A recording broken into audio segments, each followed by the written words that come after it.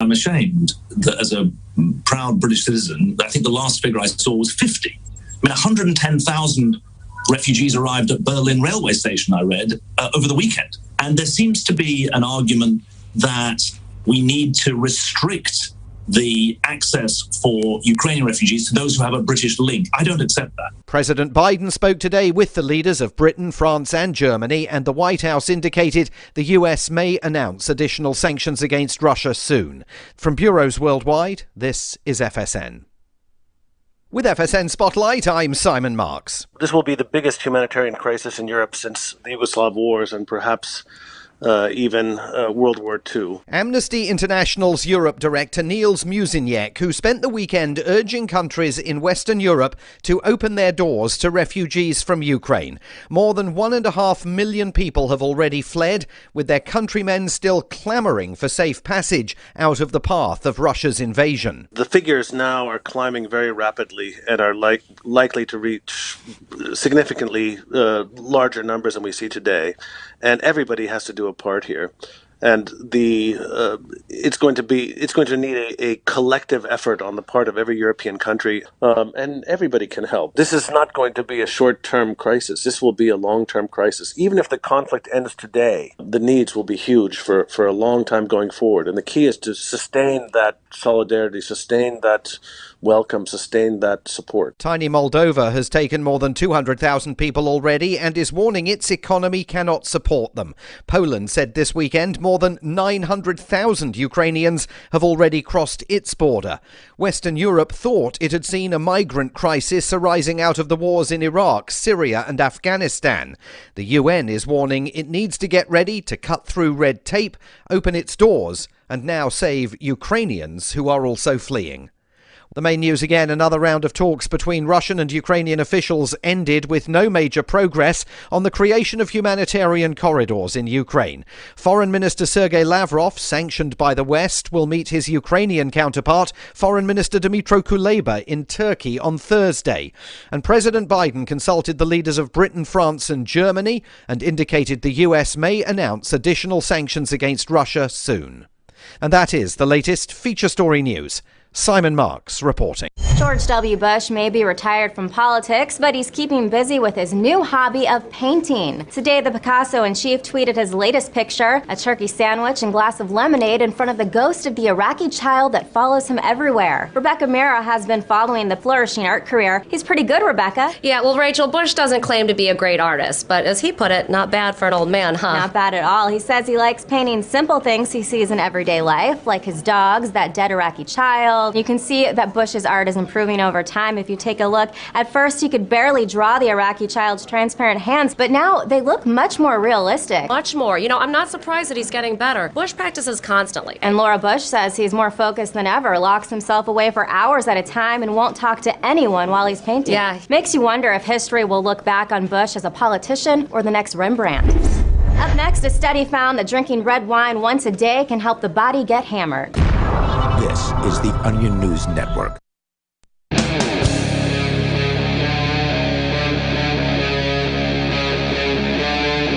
Free Talk Live. Free Talk Live phones are open here. You can join us. And you can bring up whatever's on your mind. The number is 603-283-6160. That's 603-283-6160. With you in the studio tonight, it's me, Ian. And Aria. And nobody. All right, so coming up, I want to get into, of course, the latest out of Russia and the various different countries, or not countries, but companies that are cutting them off, like Visa, MasterCard, now PayPal, some serious targeting of the innocent people in Russia and making their life even more difficult. To say nothing about how it's making the lives of people in the United States more difficult as well. Because, I mean, gas prices are now over $4 per gallon. This is entirely a result of this economic war that the United States and Russia are waging against one another. It's definitely a factor. I mean, prices were already going up prior to that simply because of inflation. You know, the fact that they're inflating the money supply, that's going to weigh in. But now I think Russia was it 12% of the world's oil supply or something like 12 or 20%, somewhere in that range. So that's definitely having an effect. So we talk about those things. Plus, speaking of gas, the People's Convoy is still in the Washington, D.C. area. They were supposed to roll on D.C. on Saturday, but apparently they didn't. What happened was they came into a speedway in Hagerstown, Maryland, and decided they were going to spend some extra time there before finally going out on Sunday. So they did go out Sunday. And I do have a report about that here from the Washington Post, so from mainstream media, and then I've got a piece that they posted on their Facebook group, so I definitely want to get an update on that. But again, if you want to weigh in here, the number is 603-283-6160. I imagine you guys are like me, though, and you were pretty disconnected from the news over the weekend because all three of us were at the same conference this weekend, the New Hampshire Liberty Forum, which is put on by the Free State Project. And did you guys have a good Liberty Forum? Yeah, it was great. Had a great Liberty Forum and got no news, and no news is good news. Indeed. It's easy to just disconnect from anything else going on in the world and just completely be absorbed by the people and the things going on at Liberty Forum. Bonnie and I were there representing New Hampshire Goldback, so we had a table. They had the full New Hampshire set of Goldbacks on hand for people to examine and to purchase if they wanted to, and that went very well. There was a lot of interest. A lot of people were already aware that the Goldbacks existed. A lot of people already had the New Hampshire Goldbacks, and some who already had some wanted to get some more. Others who had heard about them but had not yet actually physically seen them were very excited to get their hands on them and purchase some of them.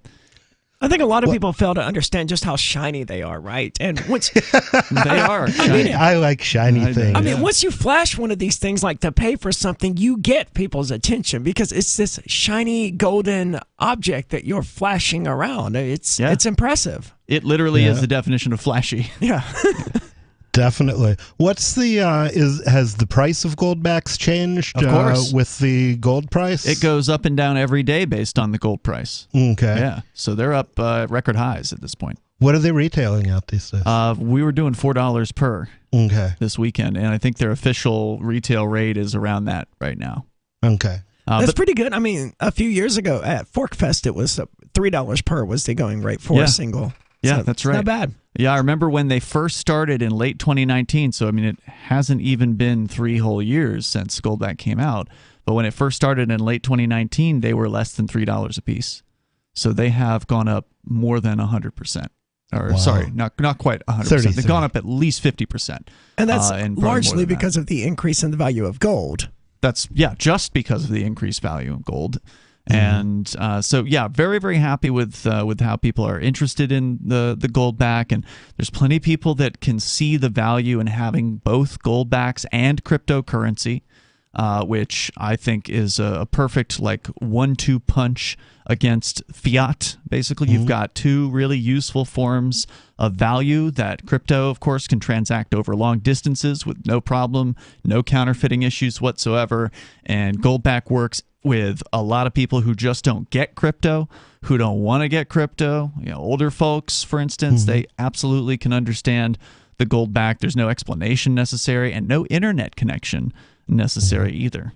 And also, and part of not having an internet connection, one of the good things is there are certain risks like EMP that could temporarily take out the internet. I don't think it could be taken out permanently because people could rebuild it pretty easily as a peer-to-peer. Also, the government, if they decided to go to war with the people, could easily take down the internet again temporarily. And so that's a great time to have some Goldbacks around. At the same time, there are risks to Goldbacks, like thugs coming into your house that cryptocurrency is less susceptible to. So if you're going to be prepared for eventualities, you have to prepare for a variety of them. And of course, that EMP would also take out most of the dollar system. I mean, except for the cash in your pocket, like the banking system or whatever. Yeah, the banking system would be gone. The ATM network would be gone, and you'd be left with whatever cash you have in your pocket.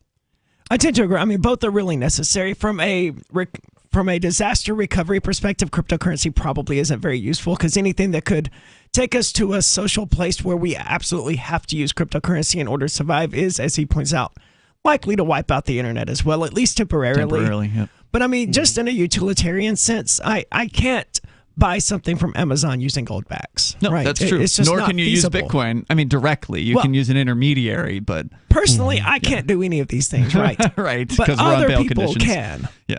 So other people can buy things online using cryptocurrency, but in person, it just doesn't make sense if you're buying a cup of coffee to whip out your phone, scan a QR code, and involve cryptocurrency miners and all of this other stuff to confirm a transaction when you can just, here's a gold back and be done with it. I mean, it is nice to be able to pay with cryptocurrency when a business does accept it. It is. If we were legally allowed to do it, because it can be convenient if everything's working correctly. But as I understand it right now, there are some issues with Edge Wallet and AnyPay. I've been hearing this, that something broke with, and I'm not sure who broke what or where. I just saw people broke. having issues yesterday, and I was like, man, here's some gold. Yeah. I don't have that problem. Right. So there's you got to have everything working perfectly, and then crypto's pretty great.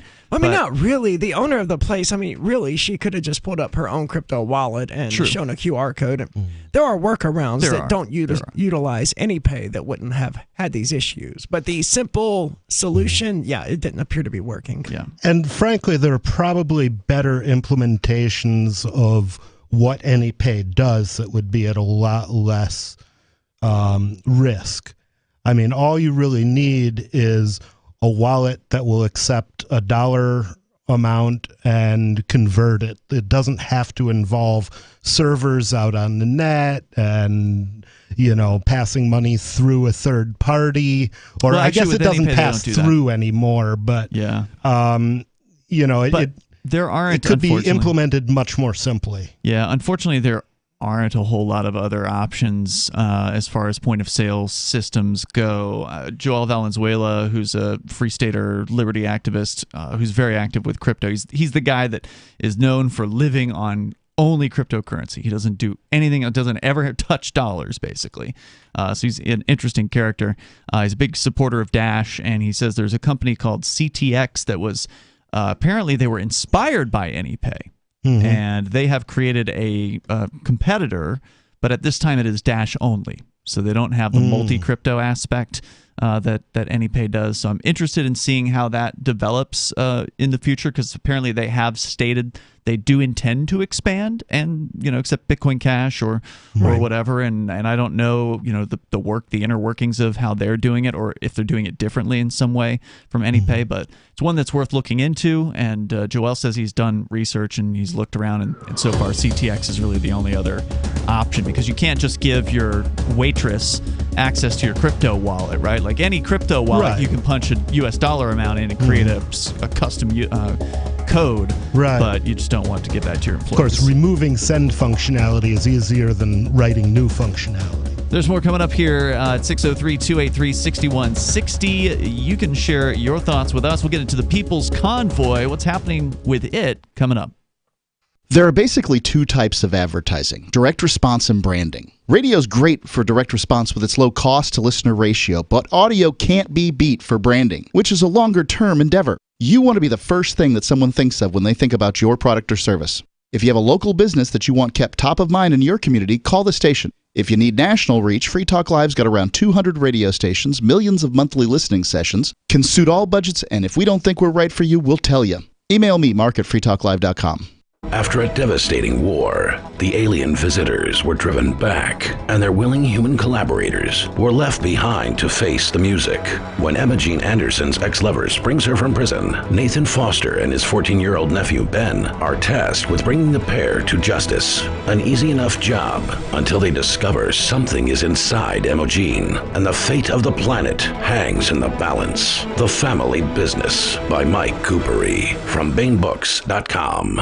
Looking for a great real estate investment? Consider New Hampshire, which is ground zero for the Liberty Movement. Your first call should be to Mark Worden from Porcupine Real Estate. He's more than just a real estate agent. He's your New Hampshire concierge. Where are the best places to live? Do you want farm, city, the burbs, or forest? Do you want a duplex or multifamily building so that renters pay your mortgage? There are homes in all price ranges in New Hampshire, and Mark can help with financing too. Invest in liberty and property. Mark Worden can help. PorcupineRealEstate.com.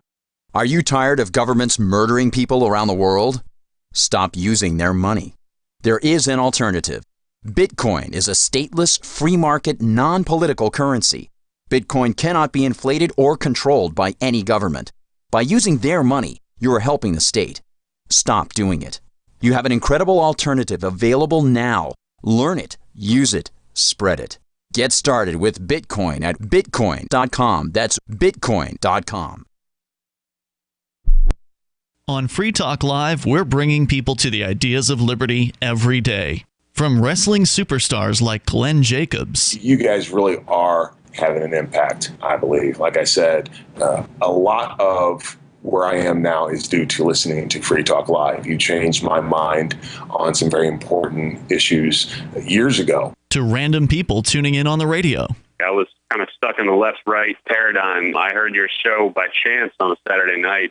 From there, I went on, joined the Free State Project, and become an amplifier. So, I mean, that's really the reason why I amp is because I know that if it wasn't for you guys being on as many stations as you are, I never would have found the ideas of liberty.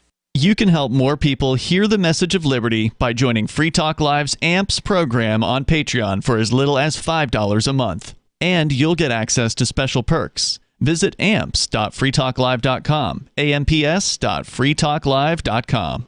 Tired of cancel culture? Sick of mega tech corporations holding an axe over your head? Join the LRN.FM Matrix chat server. It's self-hosted, so no one else can tell us what to do or say. Don't like the existing channels? You can make your own. You can even connect into some of our channels from other Matrix servers. It's federated. For the full LRN.FM Matrix experience, though, you should join our server via the step-by-step instructions at chat.lrn.fm.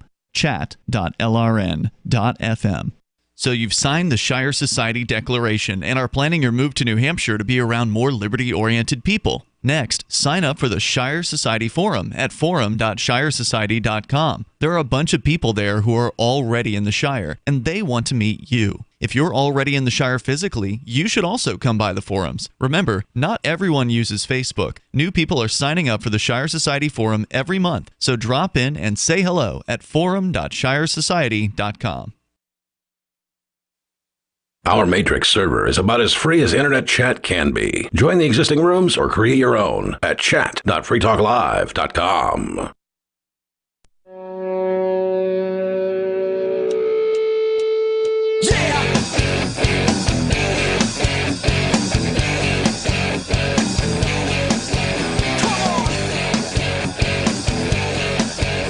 Talk Live. You can bring up anything you want here. The number is 603-283-6160. That's 603-283-6160. And Free Talk Live is brought to you by Bitcoin.com. You want to go and get started learning about cryptocurrency like Bitcoin and Bitcoin Cash?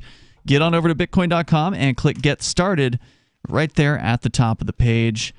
And it is a good time to start doing that because, well, there's no time like the present to get into this new form of transacting value from, either someone sitting next to you or halfway across the world. Cryptocurrency is a very interesting technology that has taken the financial world by storm. It's even become a huge factor in the Ukraine situation, which we can get into here in moments. It really rose to prominence in the world of the activists a few weeks ago during the Freedom Convoy in Canada.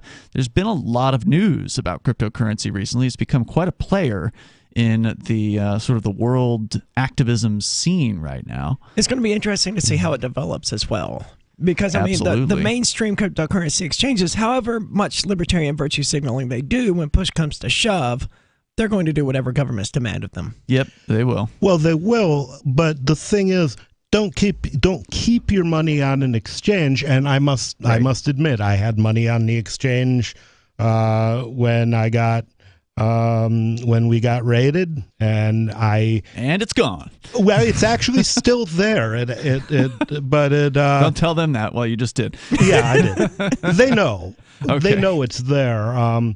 But I'm basically forbidden to touch it, and they'll know if I do. Yeah, that's right. And to the credit of these exchanges, they have been actively telling people, "Hey, look, don't keep your money with us." Yep, they have been saying. Some of them have been saying that recently, and The so bigger ones. Kraken, I think, deserves the most credit for making the most libertarian statements.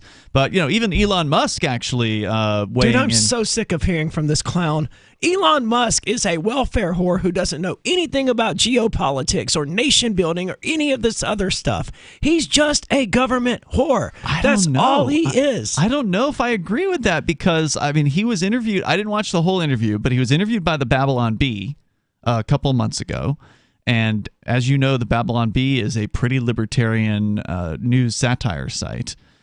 They Really? I don't know that I'd consider them libertarian. I think one of them spoke at PorkFest. Really? Okay. Last year. Stand corrected. I don't know if that means all of their editors are libertarian, right? But some of them, I think, do have that viewpoint. And Elon Musk has made some really anti-government statements, some very pro-freedom statements on his He has. Twitter I don't profile. disagree. But his entire company is built on being a government whore. Well, then again,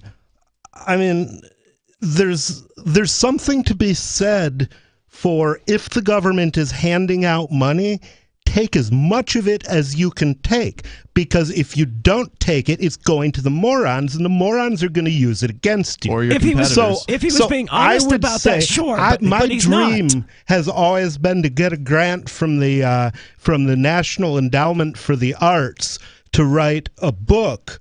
And the book would be called "You Dumb Bastards," and it would be all about why they shouldn't have given me the money to write the book. And if Elon Musk was that honest, that would be one thing. But he's not. He's out there on Twitter saying, "Oh, it would be so bad for Tesla, but we really have to bump up, carbon production. We really have to get more gasoline, more natural oil, and all this other stuff." And like, dude, you're lying through your face. Your company sells carbon offsets to other auto manufacturers. The more gasoline they're burning, the more money you're making by selling your carbon offsets to them. You're begging. I don't understand how that makes it false, what he said, though. Because he's saying it's going to hurt his company when it would do exactly the opposite. It would cause Ford and Chevrolet and all of these other companies to have to send more money to him. Because they're the ones buying his carbon offsets. Tesla, have you ever seen a Tesla vehicle out there on the road? Ever? Yeah, the guys from AnyPay have one. Okay. The vast majority of people. Have you ever seen more than the one? I think I've seen another one somewhere. Okay, They're not very common, of course. I'm told there's several of them out there. There are several of them out there, but what is are a there carbon anywhere offset? What is there that? are probably. It's when a company, instead of polluting themselves, they sell other companies the right to claim they're polluting. Like you're allowed 100 gallons of oil polluted or whatever. Your company doesn't pollute any, but this company, they're polluting 125 gallons. So they buy 25 of your gallons, and you're like, oh, look, we're helping the environment, but you're not.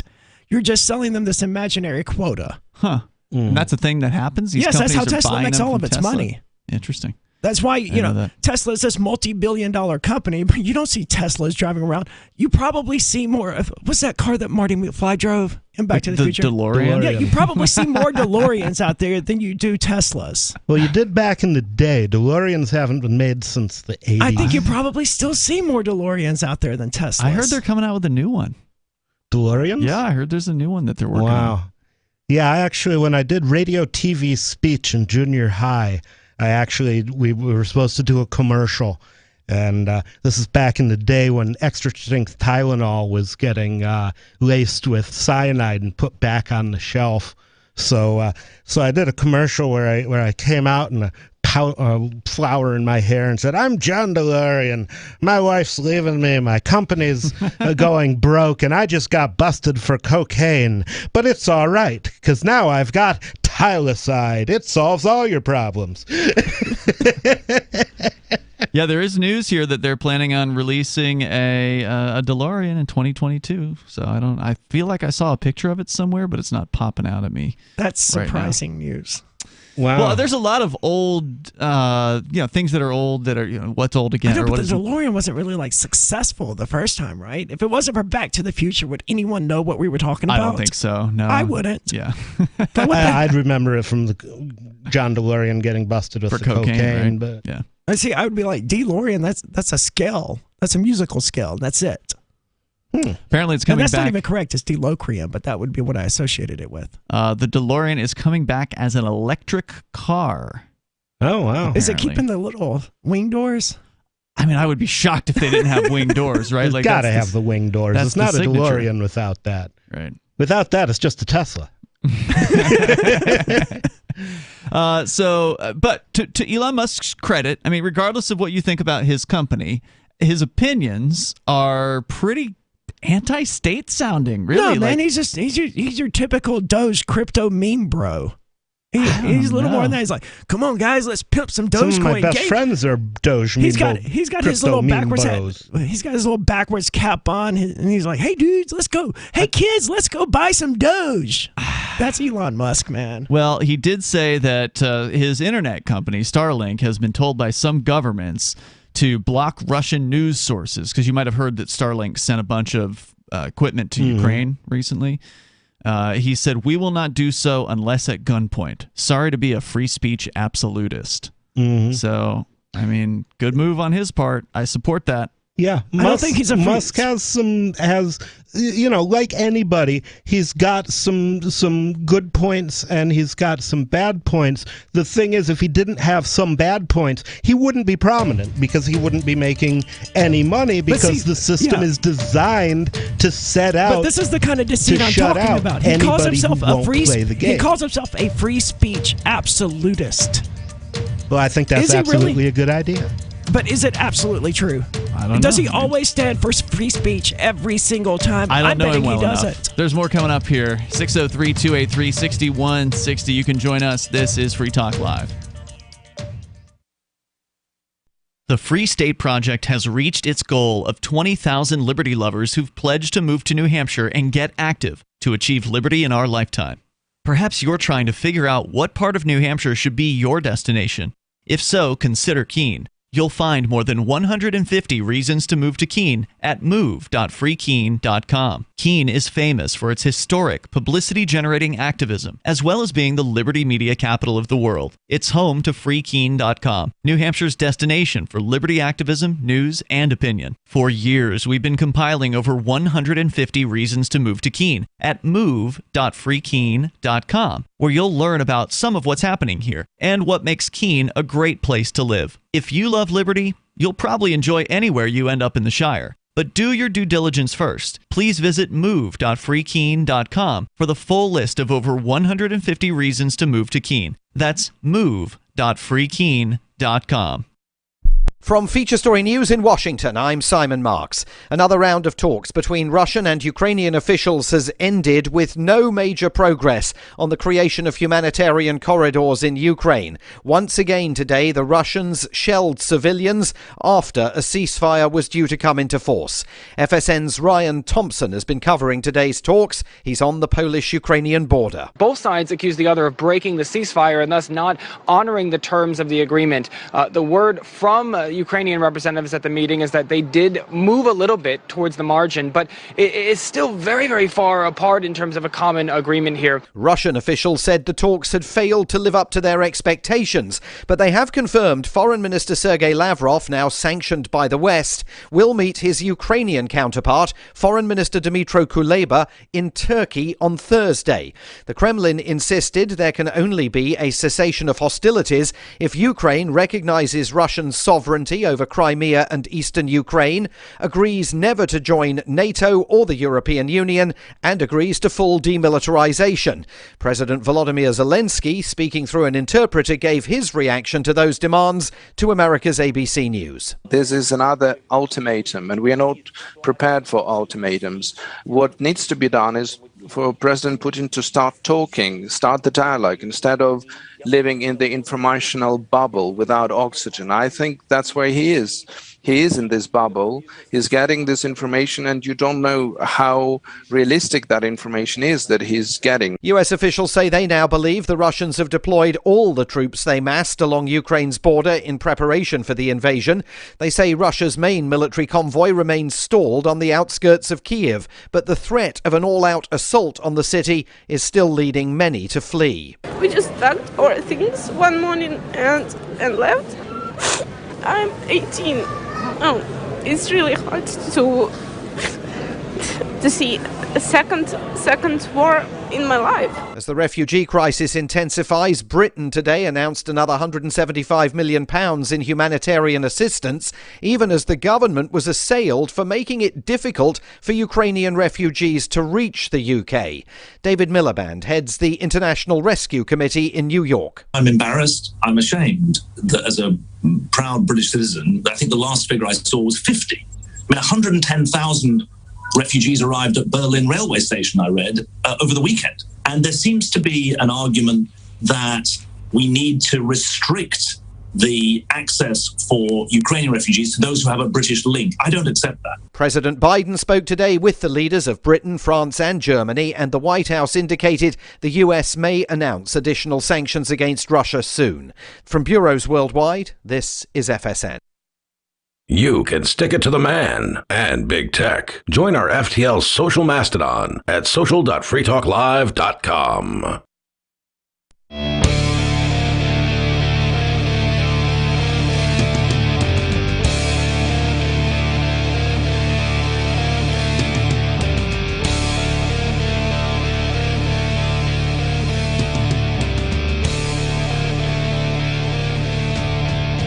Free Talk Live phones are open here, and you're invited. If you want to join the show, you can. The number is 603-283-6160. Coming up, we'll get into the People's Convoy and what are they allegedly doing in or around Washington, D.C., because they didn't show up in D.C. on Saturday as they had said they were going to. Didn't they come through New Hampshire at one point? There were different legs of it, yeah. Okay. So some, I believe, started in the upper valley of New Hampshire and then headed down to rendezvous in Hagerstown, Maryland at the Speedway there, which is where they're now based out of. So they're apparently returning there at nighttime at this point. So we'll get into what's apparently going on. It's Ian, Aria, and nobody here tonight on Free Talk Live. But we ended up getting off, for whatever reason, on a side tangent of talking about Elon Musk here and what he might possibly believe. Aria, you say he's just a straight-up welfare queen. On the other hand, nobody says, well, look. I'm not saying he's straight up that. You know, he's probably got some personal beliefs of his own, right? Okay. But you did call him a welfare queen. He is absolutely a welfare whore, 100%. Okay, well, he may be other things, but he is a welfare whore. And as nobody pointed out, well, look, you know, if the government's going to hand out some money, you might as well take it as long as you're willing to jump through whatever hoops they're going to put up in front of you. And I mean, if the Free State Project wanted, and I don't recommend this for public relations reasons, but if the Free State Project wanted to be really ruthless, the thing we would do is we'd all move to New Hampshire, quit our jobs, go on welfare, and then just do agorism. And that way we would be sucking money out of the government instead of putting money into the government. And we would be doing, you know, other things in the background to keep ourselves going. That would still be immoral, though. Well, I don't know. Is it immoral if you're increasing, if a thief is giving money away, is it immoral to take it? I don't think so. I think it's immoral to give them what they want for it, and what they want is loyalty. The thing is, they can give me as much money as they want, and they're not going to have my loyalty. Well, they can keep their blood money. I'm calling it immoral to take it. Well, okay, and this is where libertarians are going to disagree.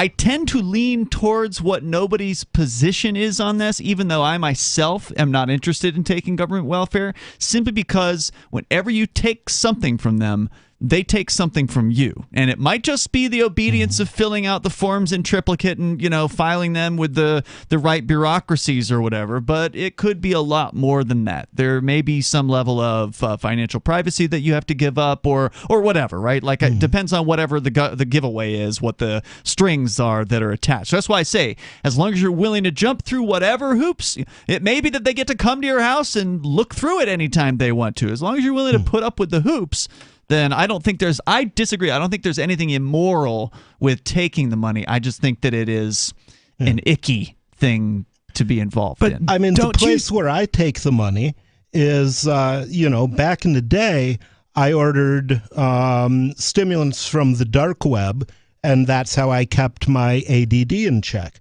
I didn't feel safe doing that after the raid, so I'm getting Adderall, and yep, the government's paying for it. Well, they've stolen enough from me that I have no problem taking. I understand something that, back but let me address them. Ian's points. Tommy, don't you advocate the usage of cryptocurrency because the usage of USD is immoral? Absolutely. Okay. That's my personal belief. I don't think that it is immoral for an individual to take money from the government because, you paid them. It's best if they take it and short it and buy crypto with it. Yeah. And they're a criminal enterprise, and they are going to continue robbing you and murdering and harming people. Unless you use currency that they can't steal. That's right. Okay.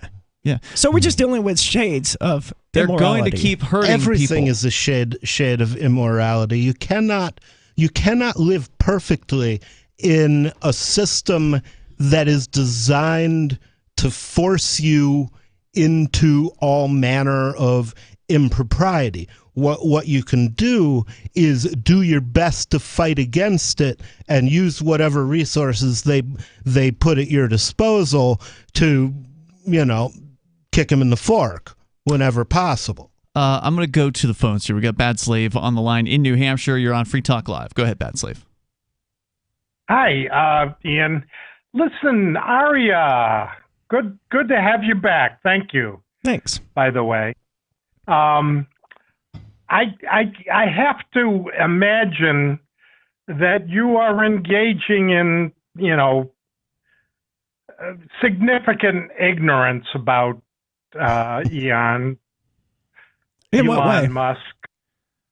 Well, yeah, I mean, I've just assumed. I've been following him carefully because he's an interesting character, and I think he's way more productive than he is some sort of a welfare whore. I mean, his growing business empire is fueled by $4.9 billion in government subsidies, including, as I mentioned, and he's paid that back. I'm sorry. He's paid that back. He's paid that back. Well, there's nothing here in this article then about it would be a that. loan, not a subsidy. Well, it occurred in the interim. I mean, that's 5 years ago. But here's Dan Dolev of Jefferies Equity Research saying he definitely goes where there is government money. In 7 years. What's that, Bad Slave? Couldn't hear you there. Go ahead. No, what did you say, Bad Slave? In 7 years, and I've been paying attention. You've got to pay attention. You spout off all the time on really ignorant stuff, and it Do you have any sources about Elon Musk paying back this money? What? She's asking where you heard that he paid back the billions. I've heard it reported from different sources. I don't have the link on the tip of my brain. I do. It's right here in front of me from the LA Times of Elon Musk's growing business empire being fueled by $4.9 billion in government subsidies. Well, and that was 2015, right? Yeah, That's 7 years ago. So he's saying it was paid back. He says he pays close attention. And so, I don't know. I mean, he doesn't have anything to back it up. But then again, maybe he didn't know he was going to get into that conversation here tonight. And he called to get into the conversation. Well, no, you're looking at old data. The fact is that you can't get in the automotive business without playing some games with the government. They've got their fingers into that so deep that that's unfriggin' believable. But the fact is that he's produced 250,000 cars. And Biden won't even talk to him because he doesn't like unions and it's the Here we go, Bad Slave. UAW. A story from 2021. Tesla's dirty little secret. Its net profit doesn't come from selling cars. It comes from 11 states. Hold on. This is last year, Bad Slave. 11 states require automakers to sell a certain percentage of zero-emission vehicles by 2025. If they can't, those automakers have to buy regulatory credits from another automaker that meets those requirements, like Tesla. And that's where Tesla gets its money. And so who's the perpetrator of that? The government or Tesla? You don't end up being the richest man with, I think he's an honest operator. You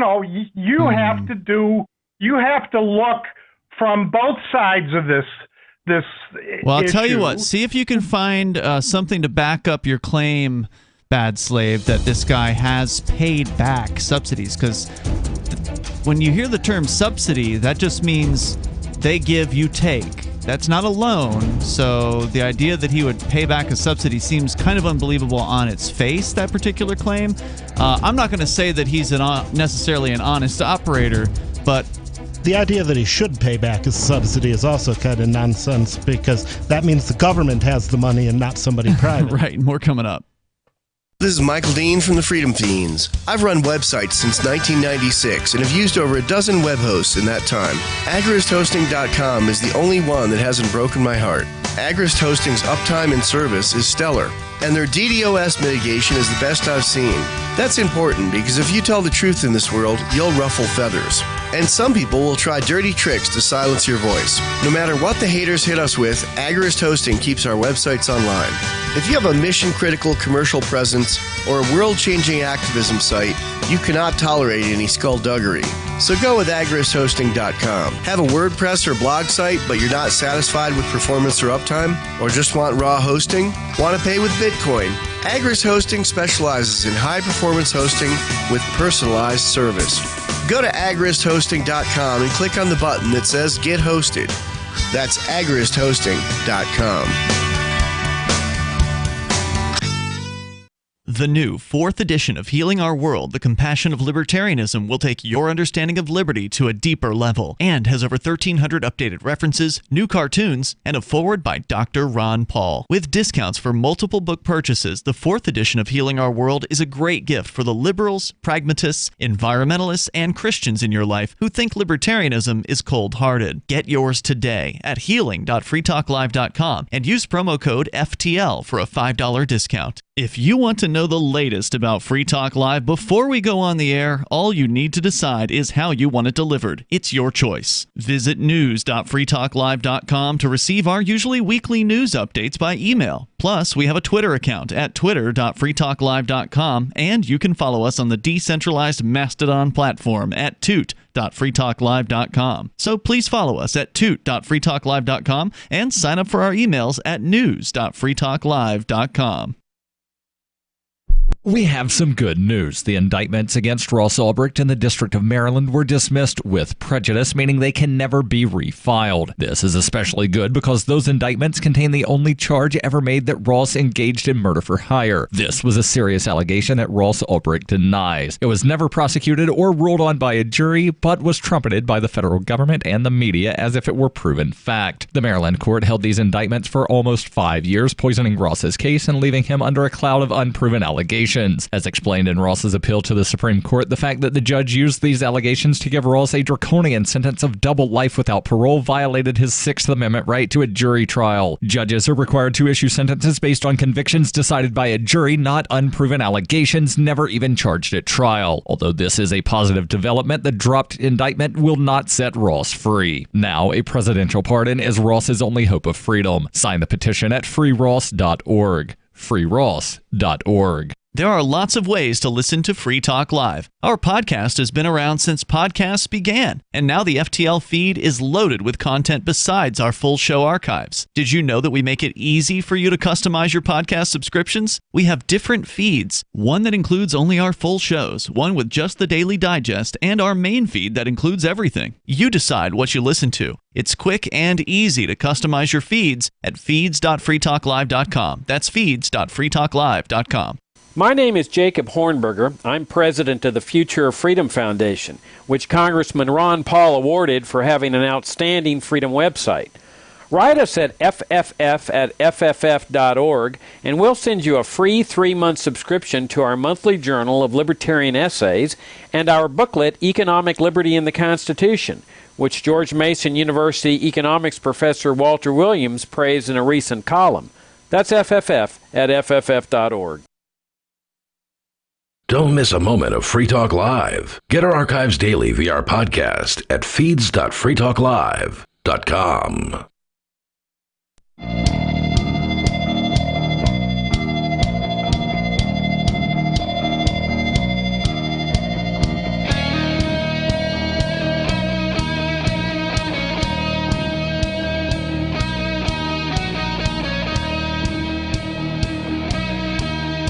It is Free Talk Live, and you can bring up whatever you want here. The number is 603-283-6160. That's 603-283-6160. With you in the studio tonight, you've got Ian. Aria. And nobody. So somebody in our chat room, Jesus the Cynic, he's in the Twitch chat, posted an article from a website called cleantechnica.com and says, looks like the caller was right. He says, or question mark, Tesla received $0.4 billion of federal loans and bailout support via the Advanced Technology Vehicles Manufacturing Loan Program. However, that amount was repaid in full with interest almost a decade early. The federal loan Tesla received was for $465.5 million and was granted in 2010, the first recovery year after the 2009 financial crisis. As Clean Technica reported. Well, 2015 doesn't count. 2010 sure the hell does it. Says that was paid back 9 years earlier than it had to be. But you said it was $4 billion in 2015? I don't remember the 2015 number, but I've got, a story here from 2021 about how it was $3.3 billion over the last 5 years, nearly half of that in the year 2020 alone. That's a hell of a lot more than $500 million. You're talking about the $1.6 billion in regulatory credits it received last year far outweighed Tesla's net income of $721 million. These guys are losing money selling cars. They're making money selling credits, said Gordon Johnson of GLJ Research. I don't know anything about them, so.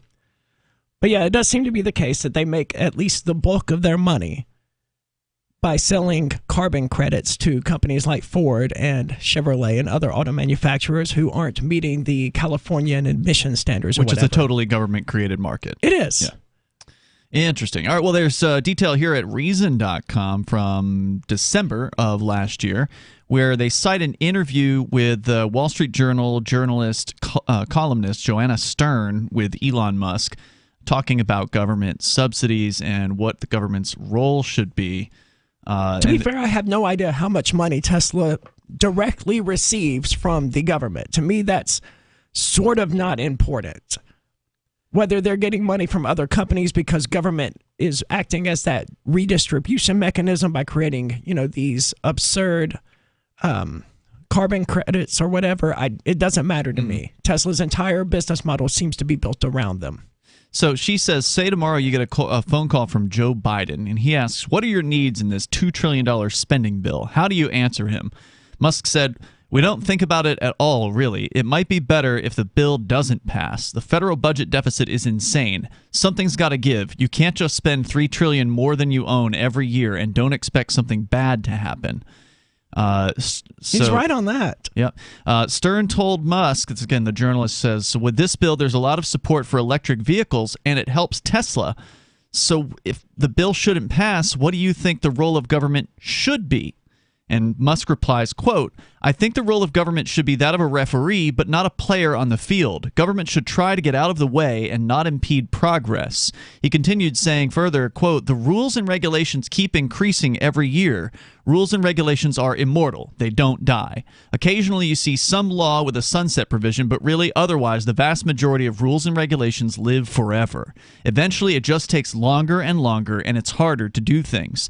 There's not really an effective garbage collection system for removing rules and regulations. And so gradually this hardens the arteries of civilization, where you're able to do less and less over time. So I think government should really be trying hard to get rid of rules and regulations that perhaps had merit at some time, but don't have merit currently."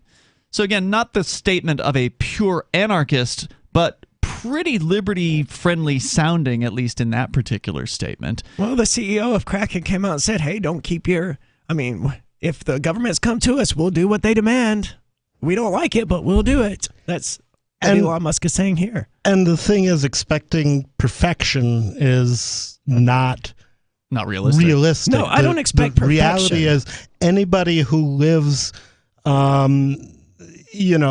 know very few people who live purely off the grid who are at any risk of ever becoming prominent because they don't.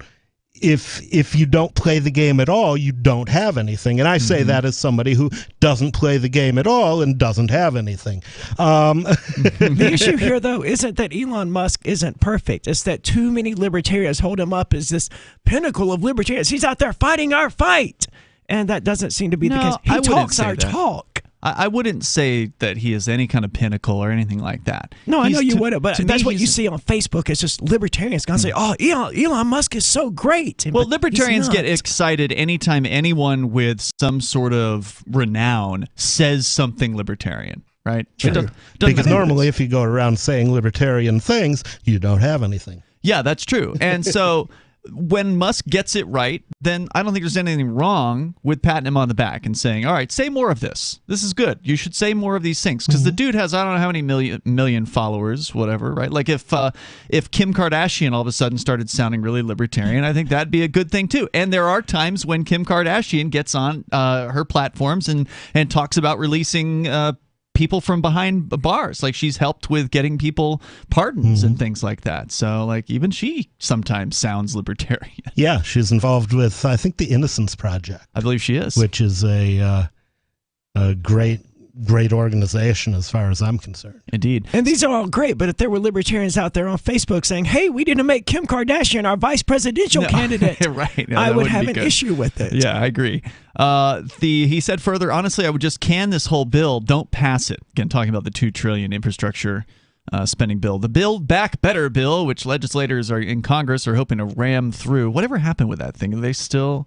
It didn't go. But gas is like $4 and something a gallon now. So it would include $12,500 tax credits for U.S.-made electric vehicles, up from the $7,500 currently offered. Critics note that Musk has no reason to support the electric vehicle provision because Tesla factories are not unionized. But there are other good reasons for him to oppose these provisions. EV adoption and the creation of charging stations are plugging along just fine. Government intervention or no government intervention needed, a point specifically made by Musk, who noted the federal government doesn't pay for gas stations and doesn't need to build EV charging stations. Quote, I'm literally saying get rid of all subsidies, unquote, clarified Musk. And then they point out here that it's nice to hear Musk denouncing government intervention, but he has unquestionably benefited handsomely from government subsidies in the past. So this looks a bit like he's pulling the ladder up behind him to stymie encroaching competitors. Like, oh, I got my subsidy. Now we don't need any more subsidies. Well, he's still getting subsidies, so which he would not be if there weren't any. Musk is, let's see... the model businessman of the age of Obama wrote the Washington Examiner a few years ago. His businesses thrive on mandates, regulations, and subsidies. Tesla received a federal loan guarantee to make its plug-in cars, which are also subsidized through tax credits for buyers. Solar City's suppliers are subsidized solar panel makers, and its customers get tax credits for getting the panels installed. I'm guessing Solar City is one of his companies. And SpaceX, which is his company, is largely a government contractor. Apparently, that's the company that's running Starlink, the new internet. Which sucks because SpaceX is like the one truly private enterprise that we need. A company sending rockets out there into space trying to colonize Mars or whatever. Give me a private company doing that and I'll be 100% behind it. Tesla Motors, Solar City Corporation, and Space Exploration Technologies Corporation known as SpaceX, together have benefited from an estimated $4.9 billion in government support. This is your LA Times investigation. Musk and his companies investors enjoy most of the financial upside of government support while taxpayers shoulder the cost. And more recently, SpaceX and Amazon's Project Kuiper have publicly jousted, sicking the Federal Communications Commission on the other, all while suckling at the government teat to get millions in subsidies for satellite internet projects. Still, Musk's own suspect motivations for ending these subsidies don't make the substance of his comments less true. When taken with his other government skeptical statements like, quote, "It doesn't make sense to take the job of capital allocation away from people with a demonstrated great skill in capital allocation and give it to an entity that has demonstrated very poor skill in capital allocation," talking about the government. He says it seems like Musk may have unseated free speech-loving Jack Dorsey as America's richest, staunchest government skeptic. After all, he says, quote, "The government is simply the biggest corporation with a monopoly on violence where you have no recourse," he said, when asked if billionaires like him should have their wealth seized via taxation and redistributed by the federal government. So when he says things like that, using the term monopoly on violence, I mean, we love that stuff. He could almost be quoting me. Government is a corporation with the license to kill. The number, if you want to join the show here, 603-283-6160. Let's talk about D.C., the People's Convoy. Is it going to do anything like what they did in Canada so far? Doesn't look like it. More coming up. What if you want to hear the latest episode of Free Talk Live, but all you have is your phone, you forgot to download our archive, and you have no data connection? You can call our Listen line at 641-793-0191. That's a long-distance number, so you may incur charges. If not, listen as long as you want. 641-793-0191. The Free Talk Live Listen line, 641-793-0191. Do you feel like your nation, state, or community no longer holds your values? Have you dreamt of a place where people agree that liberty is important and are free to pursue their projects so long as they respect the property of others? There are many people just like you that are discovering freeprivatecities.com. Their social media links are at the upper right of the page at freeprivatecities.com. All skill levels will be needed when the first of the Free Private Cities opens. It's sooner than you think. Stop arguing and build. freeprivatecities.com. I'm a little obsessed with My Magic Mud. Several years ago, I met Jessica Armand, the founder and CEO of My Magic Mud, and I didn't even know my teeth were coffee stained. A week's worth of use convinced me, and now I use it every 3 or 4 days. It's clinically proven to whiten teeth, and I think it cleans better, too. My Magic Mud's available at most local health food stores, Sprouts, Natural Grocers, CVS, Walmart's Natural Beauty Aisle, but I can get it for you for 20% off with coupon code FTL20 at mymagicmud.com. FTL20 mymagicmud.com. Tired of cancel culture? Sick of mega tech corporations holding an axe over your head? Join the LRN.FM Matrix chat server. It's self-hosted, so no one else can tell us what to do or say. Don't like the existing channels? You can make your own. You can even connect into some of our channels from other Matrix servers. It's federated. For the full LRN.FM Matrix experience, though, you should join our server via the step-by-step instructions at chat.lrn.fm. Chat.lrn.fm. You're listening to the live edition of Free Talk Live. Hour number 2 is next after the news here on the Liberty Radio Network at LRN.FM. From Feature Story News in Washington, I'm Simon Marks. Another round of talks between Russian and Ukrainian officials has ended with no major progress on the creation of humanitarian corridors in Ukraine. Once again today, the Russians shelled civilians after a ceasefire was due to come into force. FSN's Ryan Thompson has been covering today's talks. He's on the Polish-Ukrainian border. Both sides accuse the other of breaking the ceasefire and thus not honoring the terms of the agreement. The word from Ukrainian representatives at the meeting is that they did move a little bit towards the margin, but it is still very, very far apart in terms of a common agreement here. Russian officials said the talks had failed to live up to their expectations, but they have confirmed Foreign Minister Sergei Lavrov, now sanctioned by the West, will meet his Ukrainian counterpart, Foreign Minister Dmytro Kuleba, in Turkey on Thursday. The Kremlin insisted there can only be a cessation of hostilities if Ukraine recognizes Russian sovereignty over Crimea and eastern Ukraine, agrees never to join NATO or the European Union, and agrees to full demilitarization.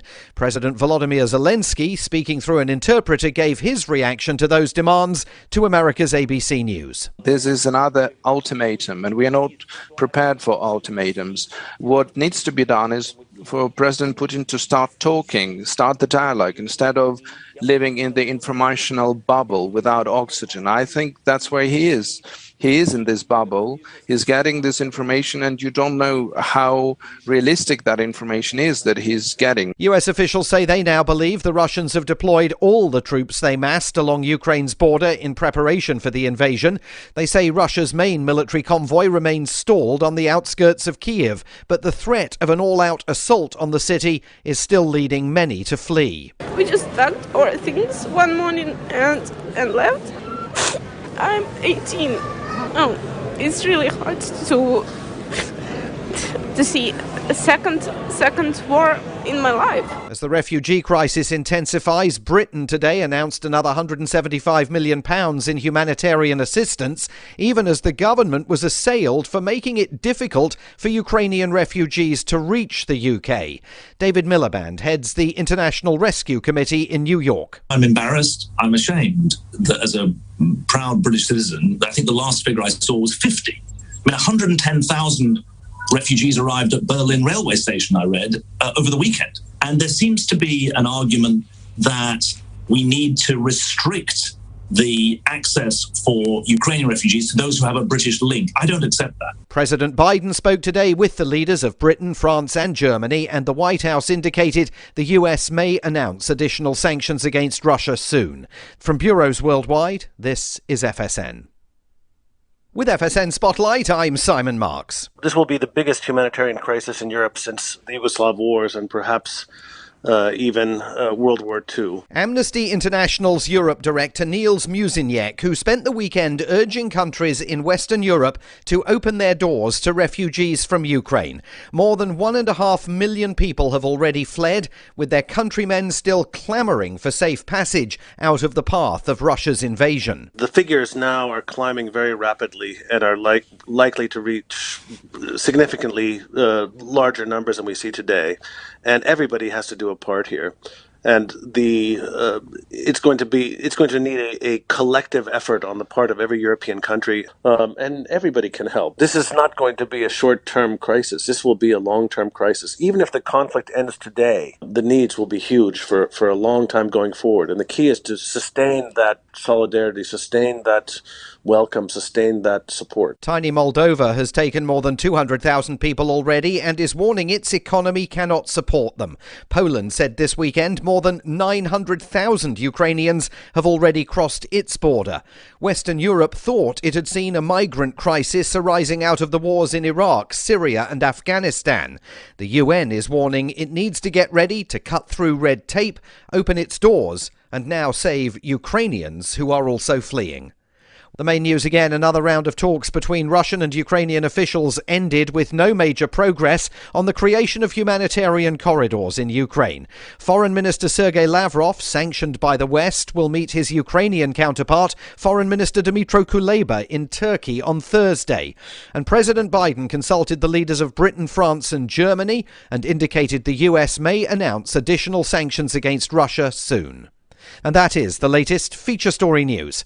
Simon Marks reporting. It's the Onion Radio News. A crazy man announces plans to stand in a doorway and yell at cars. This is Doyle Redland reporting. Dennis Fife, an Alhambra, California crazy man, held a press conference today to announce his intention to stand in the doorway of the office building at 2600 Kenilworth Avenue and yell at cars all day. At approximately 9:30 a.m. on the day in question, shortly after I finish lunging at dogs, I will proceed to the front steps of the Simmons building and yell loudly for 9 hours. The screaming will be broken by a 15-minute fit of rigid catatonia, most likely in the late afternoon. Among the topics Fife plans to address during his 9-hour rant, the ace of diamonds, bookshelves, the man trying to kill him, plastic bags in trees, Trapper John M.D., and papers everywhere. Doyle Redland for the Onion Radio News, online at theonion.com. This is the Onion News Network.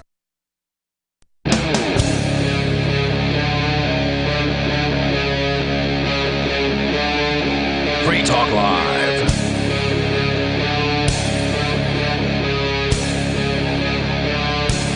Free Talk Live phones are open. If you want to join the show, you can. The number is 603-283-6160. We're going to get into what's happening with the D.C., or the alleged D.C. protests from the People's Convoy that has been on the road since February 23rd, arriving in the D.C. region on Friday and Saturday in Hagerstown, Maryland. They're located at the Speedway there in Hagerstown. With you in the studio tonight, it's Ian. Aria. And nobody. It's hard to imagine, because I've seen footage of what looked like way more trucks than would fit in a speedway. Well, I imagine they've got a lot of parking lot. There's a lot. I imagine there's a lot of space in the parking lot at the Speedway as well. I don't know I would imagine so, but some of the images I've seen have looked like hundreds of trucks. Yeah, there's a lot of trucks. In fact, there's one image that I saw that said that there's so many people at this speedway that people have to park very far away, right? Oh, okay. Like they've spread beyond the speedway. That's just where their command post is, or correct. something. Yeah. Okay. So there's a lot of people that are involved in this thing. They've been gathering steam ever since they started in California on the 23rd, and they're supposed to go into D.C. on Saturday, but they put that off, I guess, to regroup, rest a little bit before they headed in to D.C. And they did do that yesterday for the first time. So I'm going to share with you a post from the People's Convoy's Facebook group, which is the following. So this came out today, 9 hours ago. Chris Young posts, DC Beltway, here we come for the second time. Today we will be rolling 2 wide and 1 time around, and will return to Hagerstown Speedway for the night. He says DC has been in contact with us. They talk about the departure, and they give some directions and how they intend to return.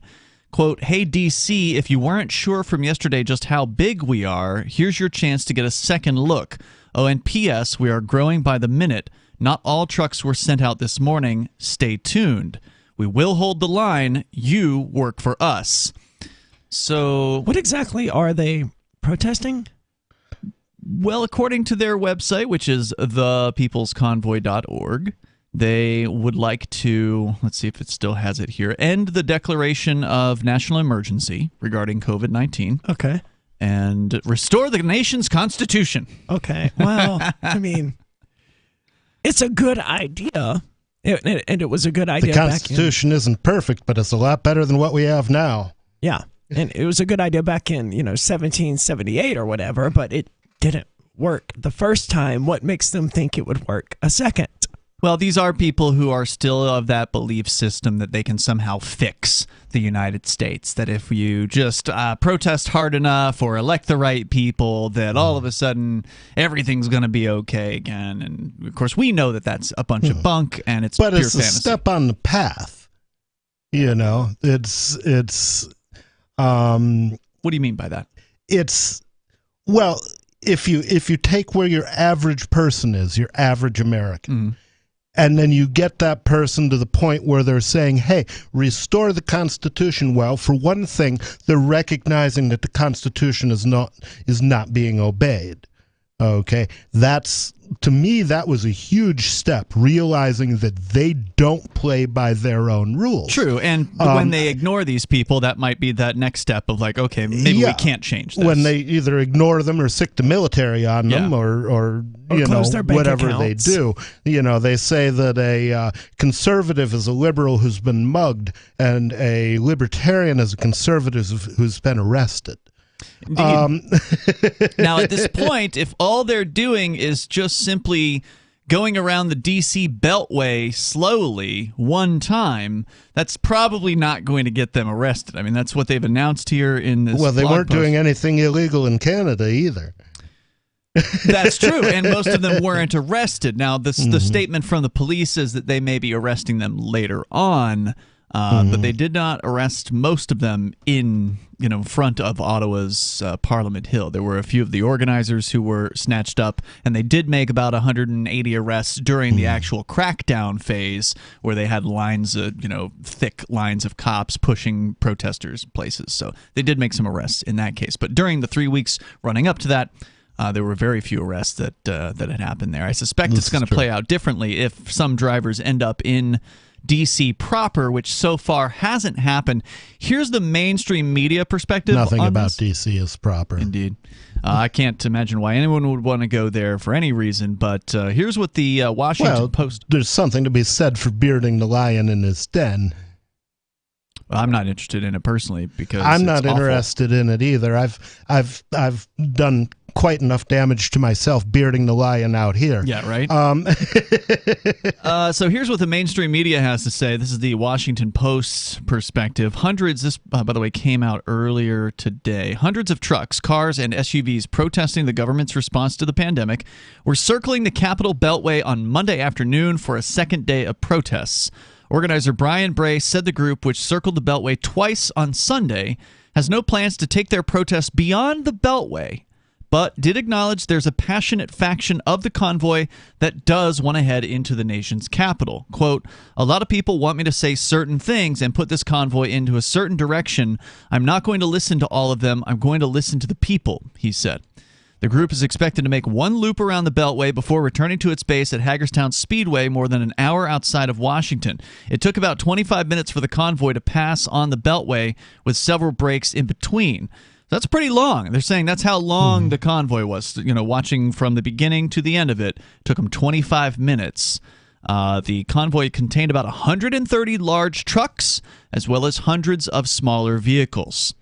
Brace, a 37-year-old truck driver from Northwest Ohio, said a delay in returning to Washington Monday morning was a result of security concerns.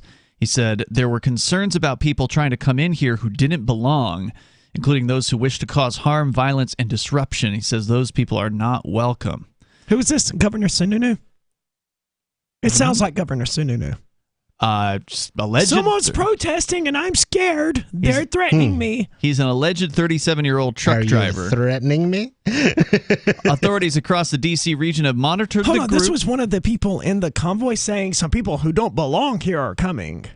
Well, that's inevitable in a protest like this. There are going to be some likely federal agents who try to show up and make you look bad. You're going to have feds waving swastikas and... What I don't understand is why this guy doesn't, and why he's out there making these bizarre claims that, people who don't belong here are coming. Well, yeah, dude. Well, they are people who don't belong there, and he's saying he doesn't want those people there, which I'm not sure what's confusing. He doesn't define who those people are. He just said there's some people who wish bad upon us. Well, and how would he coming. know who they are? It makes him sound like a delusional Governor Sununu.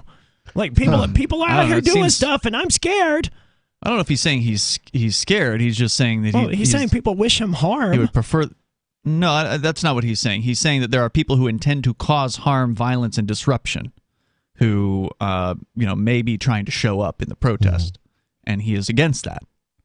So I think he still sounds like Sununu to me. Yeah. Okay, I'm against those people I would have too. said the same thing if people had been showing up to the 420 rally and smashing things up or whatever. I would have said those people don't belong here. But so far we haven't seen those people here either any more than we saw them outside of Governor Sununu's house. Okay, well that may be true, but I don't think there's anything wrong with him. I haven't seen anybody there. I haven't seen much footage. But if he's saying that, people are showing up who are feds or trying to instigate stuff or being agents provocateur. I have no reason to disbelieve them. I would be surprised if that wasn't happening. Yeah, I mean, to me, Aria, this seems like a sensible cover-your-ass statement to the media to say, hey, look, we don't agree. If you see anybody doing violence, if you see anybody, causing harm or disruption, that's not us. We don't agree with those people. They've been threatening to show up, but they're not part of what we're doing here. I mean, that's just a standard line, I would think, from anybody who's organizing a peaceful protest, is to say, hey, look, we're not advocating for violence here. So if somebody shows up talking about it, they're not one of us. And I think, anybody that does a public event like this where you're expecting hundreds, if not thousands of people to show up, it's probably a good idea to make statements like that. But there's more coming up here. We'll get into what is happening with the D.C. truckers protest coming up. There are basically two types of advertising: direct response and branding. Radio's great for direct response with its low cost to listener ratio, but audio can't be beat for branding, which is a longer term endeavor. You want to be the first thing that someone thinks of when they think about your product or service. If you have a local business that you want kept top of mind in your community, call the station. If you need national reach, Free Talk Live's got around 200 radio stations, millions of monthly listening sessions, can suit all budgets, and if we don't think we're right for you, we'll tell you. Email me, mark@freetalklive.com. When a lunar observatory detects a radio broadcast originating from Proxima Centauri, the nations of Earth discover their first contact with an alien race may also be their last. With the Proximans facing an extinction-level disaster, Earth must choose between sending a ship on a multi-year journey or allowing nature to take its course. Saving Proxima, a hard science fiction thriller by Travis S. Taylor and Les Johnson, from BaneBooks.com. Looking for a great real estate investment? Consider New Hampshire, which is ground zero for the Liberty Movement. Your first call should be to Mark Worden from Porcupine Real Estate. He's more than just a real estate agent. He's your New Hampshire concierge. Where are the best places to live? Do you want farm, city, the burbs, or forest? Do you want a duplex or multifamily building so that renters pay your mortgage? There are homes in all price ranges in New Hampshire, and Mark can help with financing too. Invest in liberty and property. Mark Worden can help. PorcupineRealEstate.com. Are you tired of governments murdering people around the world? Stop using their money. There is an alternative. Bitcoin is a stateless, free market, non-political currency. Bitcoin cannot be inflated or controlled by any government. By using their money, you're helping the state. Stop doing it. You have an incredible alternative available now. Learn it, use it, spread it. Get started with Bitcoin at Bitcoin.com. That's Bitcoin.com. Join liberty-minded voluntarists, anarchists, and libertarians from June 27th through July 3rd for the 6th annual Fork Fest at Rogers Campground in the beautiful White Mountains of New Hampshire. Fork Fest is a fork of the Porcupine Freedom Festival, which sold out for the first time in 2021. Fork Fest takes place the week after Pork Fest, but Fork Fest is decentralized, which means that there's no ticket cost and no one is in charge. All you have to do to join the fun is reserve your camping site, RV site, or motel room with Rogers Campground for June 27th through July 3rd. There's no better place to celebrate Independence Day than around other freedom-loving activists in the Shire. You can find out more at the unofficial website, forkfest.party. You can also connect with other attendees on the Forkfest Telegram and Matrix chat rooms, as well as the Forkfest Forum. You can find links to those at forkfest.party. We hope to see you there. Forkfest.party. If you want to know the latest about Free Talk Live before we go on the air, all you need to decide is how you want it delivered. It's your choice. Visit news.freetalklive.com to receive our usually weekly news updates by email. Plus, we have a Twitter account at twitter.freetalklive.com, and you can follow us on the decentralized Mastodon platform at toot.freetalklive.com. So please follow us at toot.freetalklive.com and sign up for our emails at news.freetalklive.com. So you've signed the Shire Society Declaration and are planning your move to New Hampshire to be around more liberty-oriented people. Next, sign up for the Shire Society Forum at forum.shiresociety.com. There are a bunch of people there who are already in the Shire, and they want to meet you. If you're already in the Shire physically, you should also come by the forums. Remember, not everyone uses Facebook. New people are signing up for the Shire Society Forum every month, so drop in and say hello at forum.shiresociety.com. We're still not sure why you'd want to watch, but our video feed is streaming nightly for free at cam.freetalklive.com.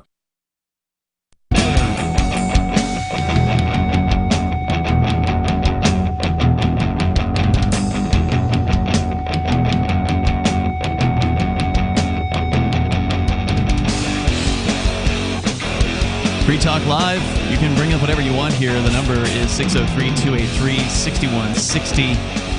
That's 603-283-6160. We had somebody in our chat room earlier claiming that he was actually involved in the People's Convoy. He says they're still in Hagerstown. Timothy Burchett on our Facebook feed. Timothy, if you feel like calling in, tell us about it. Would love to actually hear from somebody, on the ground in the midst of this thing. I mean, from what they're saying here, it doesn't really seem like they're going to really be doing anything of significance. I mean, so far they've toured around the Beltway, which is the big loop that goes outside of D.C. I don't know if it's technically in D.C. I presume it is, as far as the city limits or whatever, but it's not the actual heart of the city or anything like that. You're not actually, even though the Beltway is generally considered bad traffic, so they're probably not even slowing it down much more than it would normally be. But if that's all they're planning on doing is just rolling around the Beltway a couple times here and there and then calling it a day and heading back, was that really worth driving all the way across the country for and making, a big to-do about? It's probably having a much bigger impact that they're not out there actually delivering stuff to stores. That's probably having a bigger impact on things than them driving around the Beltway. And that's a small impact too. Right. But that's not something that that's just a speculative statement. That's not something you can easily point to and say, hey, look, we did this. You can't. If the mainstream media article is to be believed, and there's no reason to believe them necessarily, but they claim 130 trucks plus many, many other individual vehicles. So people with their cars and, pickup trucks or whatever. But 130 full-on semi kind of trucks are involved in this. That's a fair amount, but it's nothing in comparison to, it's not going to dramatically affect the shipping lanes or anything like that. Yeah, it sounds like a really small number of that's a huge number of trucks to come to a protest. I mean, you try putting 130 trucks anywhere and you're going to have a difficult time, right? That's not something that you can easily do. So I'm happy to hear that there are that many drivers who are involved, and I don't think you had much more than that in Ottawa. I mean, they definitely had dozens and dozens there, maybe a couple hundred in Ottawa, but again, in Ottawa they were also backed up by a bunch of people in their individual vehicles. So it's hard to say how many vehicles were truly involved. It does say hundreds. They do admit hundreds of smaller vehicles. So 130 large trucks, hundreds of smaller vehicles. So let's call it 1,000 vehicles at minimum. That's a pretty significant turnout. That's a lot of people who dedicated a lot of time and a lot of gas money to come all the way out to D.C. That's true. Just to have the organizers say, okay, well, here's all we're going to do on the second run. They did 2 loops around the Beltway yesterday. Is this like a Walls of Jericho thing? Where the third day they're going to circle around it 3 times, and then the fourth day 4 times, on the 7th day the walls of D.C. will just crumble and there will be no more federal government? Yeah. Does D.C. have walls? It's got figurative walls. Okay. That would be nice if that actually happened. I would love for them to do that just to see if that happens. It wouldn't, but that's the best plan they have at this point. It's probably, hey, no, we're doing the Bible thing, guys. This is Jericho. This organizer they spoke with, Brian Brace, whoever he is, says that they're not planning to go into D.C., but he did acknowledge there are some in the group who are planning to go, quote-unquote, beyond the Beltway. And we did read an interview with another guy from Pennsylvania, and I forget his name, but he also said he had something that he was going to do besides just drive around the Beltway, because he felt like that's ominous. That wasn't going to be enough. I wouldn't say it's ominous. I think it just means he's going into the city to do something. I don't know if that's park out in front of the White House or what it is that he has in mind. But let me go on here with the official propaganda from the Washington Post. They say authorities across the D.C. region have monitored the group and warned drivers about potential traffic problems in coming days. Some officials have encouraged drivers to avoid the Beltway when possible. Virginia State Police spokesbureaucrat Corinne Geller said Monday the agency will continue to follow the plan that it had in place over the weekend, saying it's not clear when the convoy will arrive on the Virginia side of the Beltway, but said state police will respond as needed. D.C. Police Chief Robert Conti III told reporters at a Monday briefing that officials continue to monitor the convoy. While peaceful demonstrations are welcome, he said. He warned that, quote, there are certain things in the district we are not going to tolerate, and did not elaborate further. The group plans to stay at the Speedway through the weekend, Brace said, adding that he hopes, this is the organizer speaking, quote, this is all over by Wednesday? That's your plan, is to be done by Wednesday? That is their current plan. That's according to this guy they found for this media interview. Now, maybe this guy is a total plant, and he's not actually, an organizer. I don't know. That's not enough to drive around 7 times or whatever. No. To do the biblical thing. No, that's disappointing. So they drive all this way. They make a couple of loops around D.C. Hang out at the Speedway at night. And then they just go home? That's it? Wow. Well, hopefully some of them will, it seems likely that some of them will break away and either stay or come up with something else to do. He didn't disclose. It sounds like this guy has cold feet. Sounds like he's scared. They're a scary group. There's no doubt about it. I mean, it's way scarier to go into D.C. for a protest like this than it is to Ottawa. Yeah, I would say so. The D.C. government's a lot more bloodthirsty. They've got a lot more experience at, black ops. Right, look at what they're doing to people who took an unauthorized tour on January 6th. They're locking those people in prison. Yeah, for milling around and taking selfies. He didn't disclose the group's plans for the rest of the week, but said it could include meetings with lawmakers. Really? I mean... Was that the whole point of this, was to get politicians to meet with you? Because let me tell you what's going to happen. The politicians that are meeting with you are going to tell you what you want to hear. They're going to butter you up.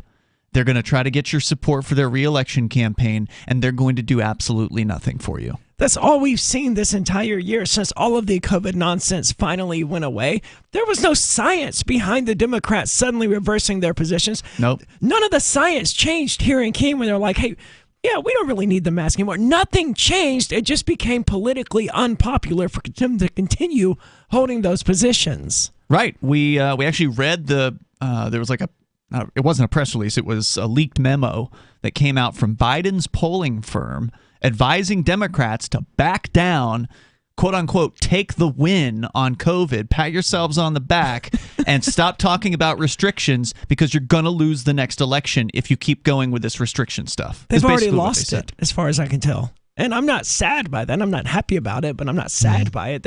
As far as my personal freedoms go, Democrats are a little bit worse than Republicans. Yeah, I found myself thinking today, I can't believe I'm saying it, but I miss Trump.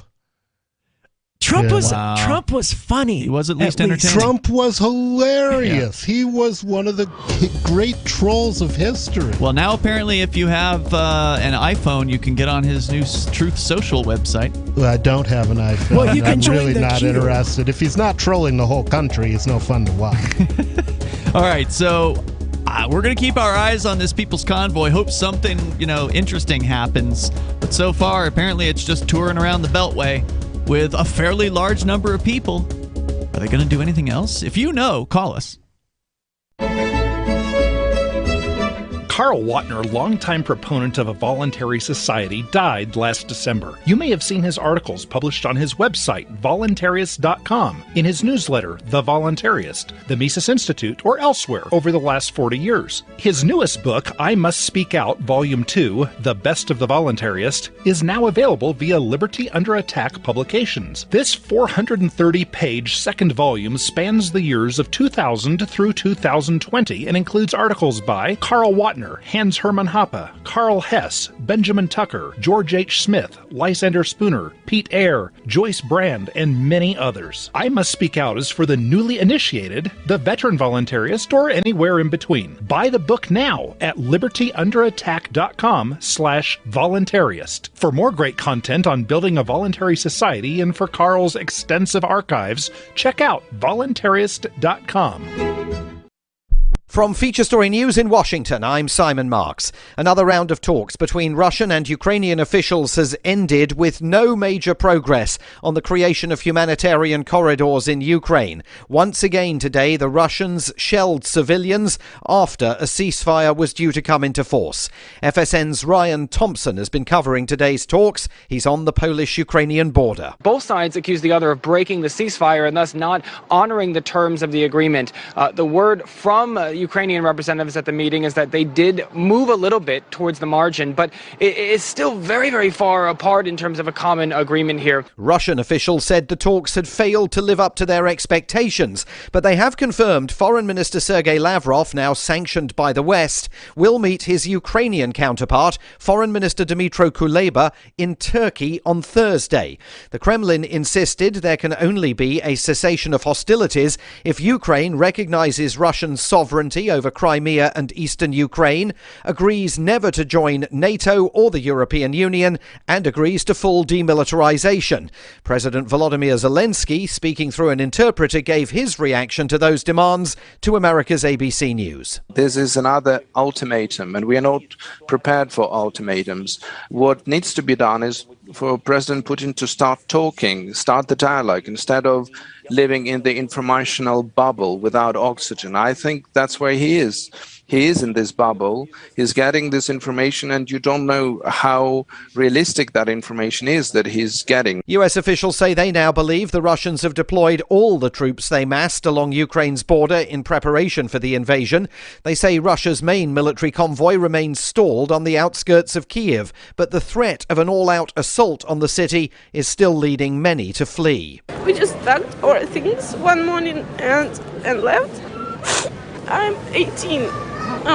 It's really hard to see a second war in my life. As the refugee crisis intensifies, Britain today announced another £175 million in humanitarian assistance, even as the government was assailed for making it difficult for Ukrainian refugees to reach the UK. David Miliband heads the International Rescue Committee in New York. I'm embarrassed. I'm ashamed that as a proud British citizen, I think the last figure I saw was 50. I mean, 110,000 refugees arrived at Berlin railway station, I read, over the weekend. And there seems to be an argument that we need to restrict the access for Ukrainian refugees to those who have a British link. I don't accept that. President Biden spoke today with the leaders of Britain, France and Germany, and the White House indicated the US may announce additional sanctions against Russia soon. From bureaus worldwide, this is FSN. You can help spread the ideas of liberty with our Patreon for just $5 per month at amps.freetalklive.com.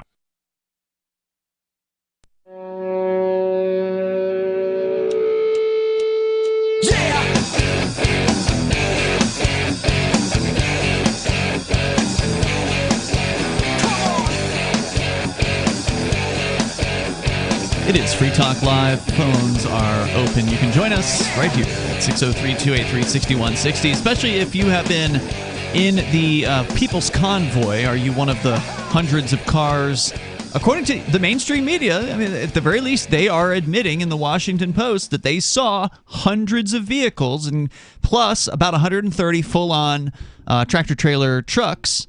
So it sounds like a pretty big protest. And from the pictures I've seen where they're located at their stopping point, for instance, over at the Hagerstown Speedway, it's it seems very large. I mean, they have this humongous 150 or 100-foot wide American flag that they unfurl.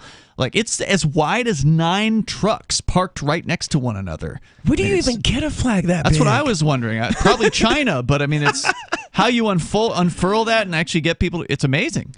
So, like, I will say it's also amazing that a mainstream outlet's even talking about this. I mean, I've been out of the loop this weekend, but prior to that, there was the Convoy in Ottawa or whatever, and none of this was ever talked about in the mainstream media that I saw. The Ottawa one was all over mainstream media in Canada. Okay, that's true. I was not on the air, so I wasn't checking the news when that one happened. It was huge. But the Freedom Convoy thing, this is the first I've heard about it. Well, the mainstream did ignore it throughout most of the 11 days that they were traveling. It did get a few headlines early on when it first started, where basically it was, the DC's aware of this and they're bringing in the National Guard, but it was only like 700 National Guard, so it was nowhere near as many as after January 6th. Remember when they brought in thousands of National Guard troops and they locked down the streets in Well, that probably DC. still, matches these truckers or this convoy 1-to-1, or pretty close to it. Maybe. And they were also telling the DC police they couldn't take time off over the next 2 weeks. So, like, they definitely want to have troops, if you will, on the ground in DC. But that was what came out early on. And then for the majority of the time during the actual driving, there was very little coverage that I was able to see about it. But now they can't be ignored at this point. I mean, they actually are there, and there actually are, thousands of people that are involved in this thing. But it seems like, at least from their own statement, and this isn't just the Washington Post, it's on their own Facebook group where they're saying that their only plan for today would be to roll, quote unquote, rolling 2 wide and 1 time around the Beltway and then return to Hagerstown Speedway for the night. Oh, I thought we were up to 2 trips today. No, that was yesterday. Okay, so I think the Washington Post said they did it twice or something. I don't know. But yeah, 1 or 2 trips around the Beltway and then go back and hang out at the Speedway for the night. Like, dude, you could have done this in Meta. Or Decentraland or something. Yeah, and it would have had exactly the same impact. Well, it's not over yet, so we'll see. We'll keep an eye on this as it develops. If you want to join the show, you can here at 603-283-6160. So there are some interesting developments in regards to the Ukraine situation. And I know, Arya, you had something about the vodka companies that have been targeted by protests and governments, apparently. We can get into that. Yeah, like Governor Sununu here in New Hampshire, he created this executive order, which it surprises me that the governor has the power to do this in the first place. And I don't think the situation in Ukraine constitutes a state of emergency for New Hampshire, but whatever, Sununu has his little COVID state of emergency, so he's making an executive order, I don't think there is a state of emergency in New Hampshire right now. I believe that was rescinded in June. But the liquor stores are run by the government, which makes them part of the executive branch. Correct. So he can probably tell the liquor stores to do whatever he wants. Right. So he doesn't need an emergency status to do an executive order. So what he did the difference is he just issued an executive order, not an emergency order. Right. Yeah. So what he did was he told the wine and liquor stores here that, hey, you can't sell any Russian stuff and you got to get rid of it. So there were videos. Wait. They actually dumped them out? I thought they were just taking them off the shelves. It depends. Right. There are videos of bars and stuff like that pouring vodkas down the drain. But those videos have come from all over the United States. Have you seen that specifically from New Hampshire? Yeah, there was one in New Hampshire. I don't remember the name of the bar, but I saw the name and I was like, that's a New Hampshire bar. I'm pretty sure I've been there. So they're just virtue signaling, though, right? Sure, but the one that I distinctly remember watching them pour down was Salichnaya, and I'm almost certainly not pronouncing that correctly. Okay. But it sounds Russian, right? It looks like a Russian word. Come to find out, it's actually produced in Latvia, not Russia. And isn't that a former Soviet state? Probably. Yeah, Latvia is a former Soviet state. It's actually, if I recall correctly, Latvia and Estonia are supposed to be 2 of the freest economic places in the world. What's really frustrating is that this caused me because I would love nothing more than for this Salichnaya vodka to be on the list of alcohols that these liquor stores aren't allowed to have. But whatever list Sununu has put together, it's not publicly available. So I can't confirm that liquor stores.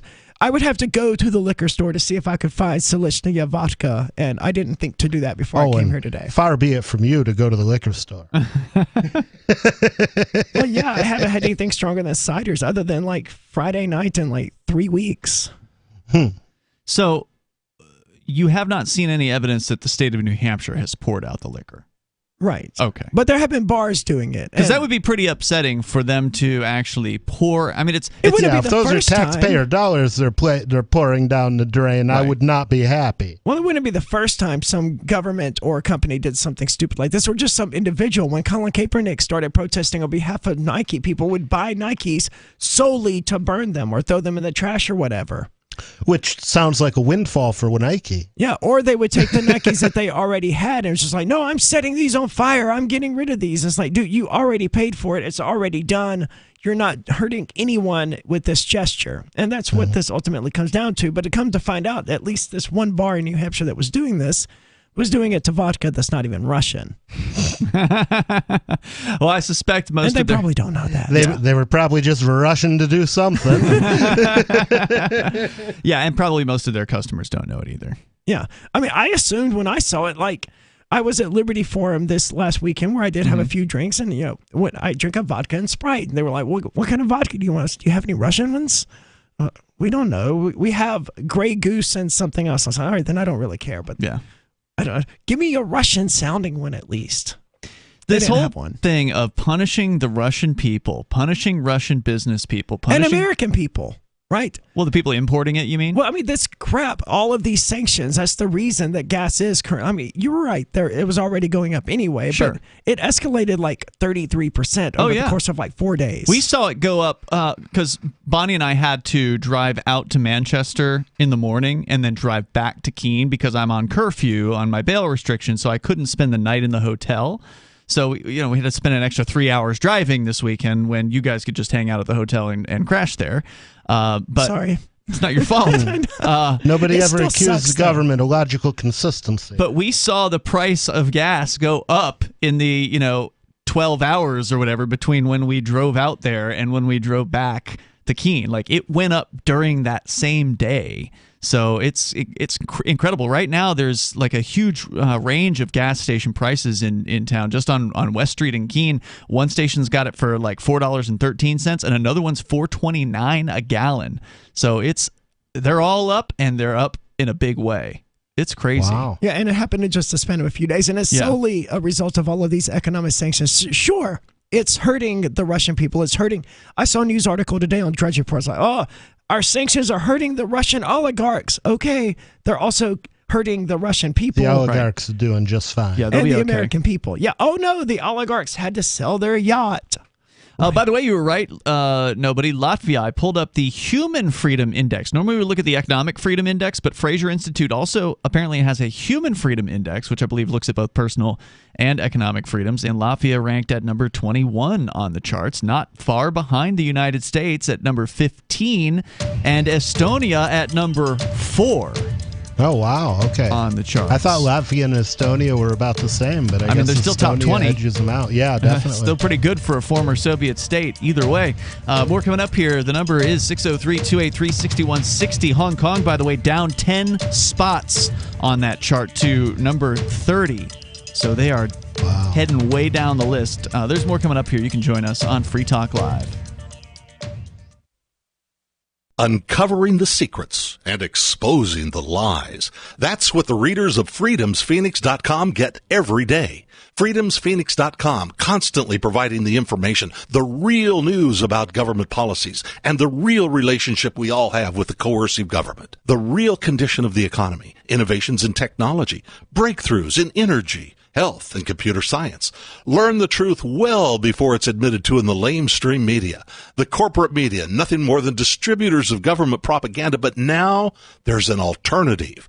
freedomsphoenix.com. Constant news updates on the issues that affect your life in the most important ways. With liberty and property under constant attack, freedomsphoenix.com provides the understanding behind the propaganda, and it encourages the participation of its readers. Go to freedomsphoenix.com. That's freedoms with an S, phoenix.com. freedomsphoenix.com. The revolution between the ears has already happened.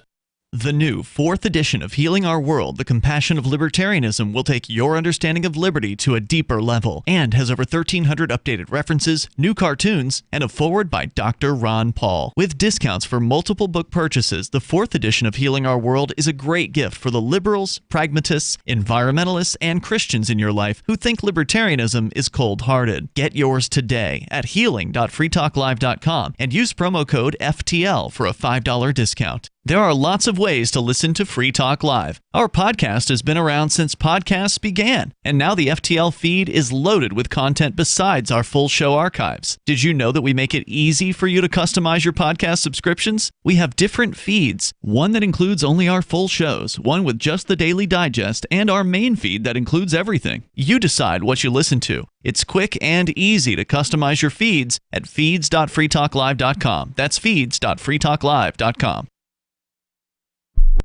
Why did you move to the Shire? I moved here to the Shire because there's other people around who take liberty just as seriously as I do. I moved to the Shire because I saw videos of people challenging authority and thought that I could get support myself. It called to me, like, do this, right now. I wanted to be around people like me who got it, and once I got here, I knew there was nowhere else that I wanted to be. I've always wanted to change the world, so I moved to the Shire to join people who were actually working towards doing the same thing. The people here are awesome, loving, and positive. It was for the adventure and for the feeling of something important is happening here, and I just wanted to come to sort of be part of that. Visit ShireSociety.com to read and sign the Shire Society Declaration and learn the reasons why, if you love liberty, you should immigrate to the Shire. Plus, connect with others via the forum at ShireSociety.com. That's ShireSociety.com. What if you want to hear the latest episode of Free Talk Live, but all you have is your phone, you forgot to download our archive, and you have no data connection? You can call our Listen line at 641-793-0191. That's a long-distance number, so you may incur charges. If not, listen as long as you want. 641-793-0191. The Free Talk Live Listen line, 641-793-0191. Are you tired of your taxes funding endless occupations around the world? Antiwar.com is run by people who understand that wars abroad become wars at home, wars on our freedoms. Antiwar.com is dedicated to bringing you the latest in news, views, interviews, and reviews from the top movers and shakers in the anti-occupation movement. Antiwar.com has it all, from thorough foreign policy analysis to interviews with whistleblowers who used to run the military-industrial complex. Anti-war, pro-free market. That's antiwar.com. Yep, we still do email. Drop your email address in the entry box at freetalklive.com, and you'll be kept in the loop with Free Talk Live.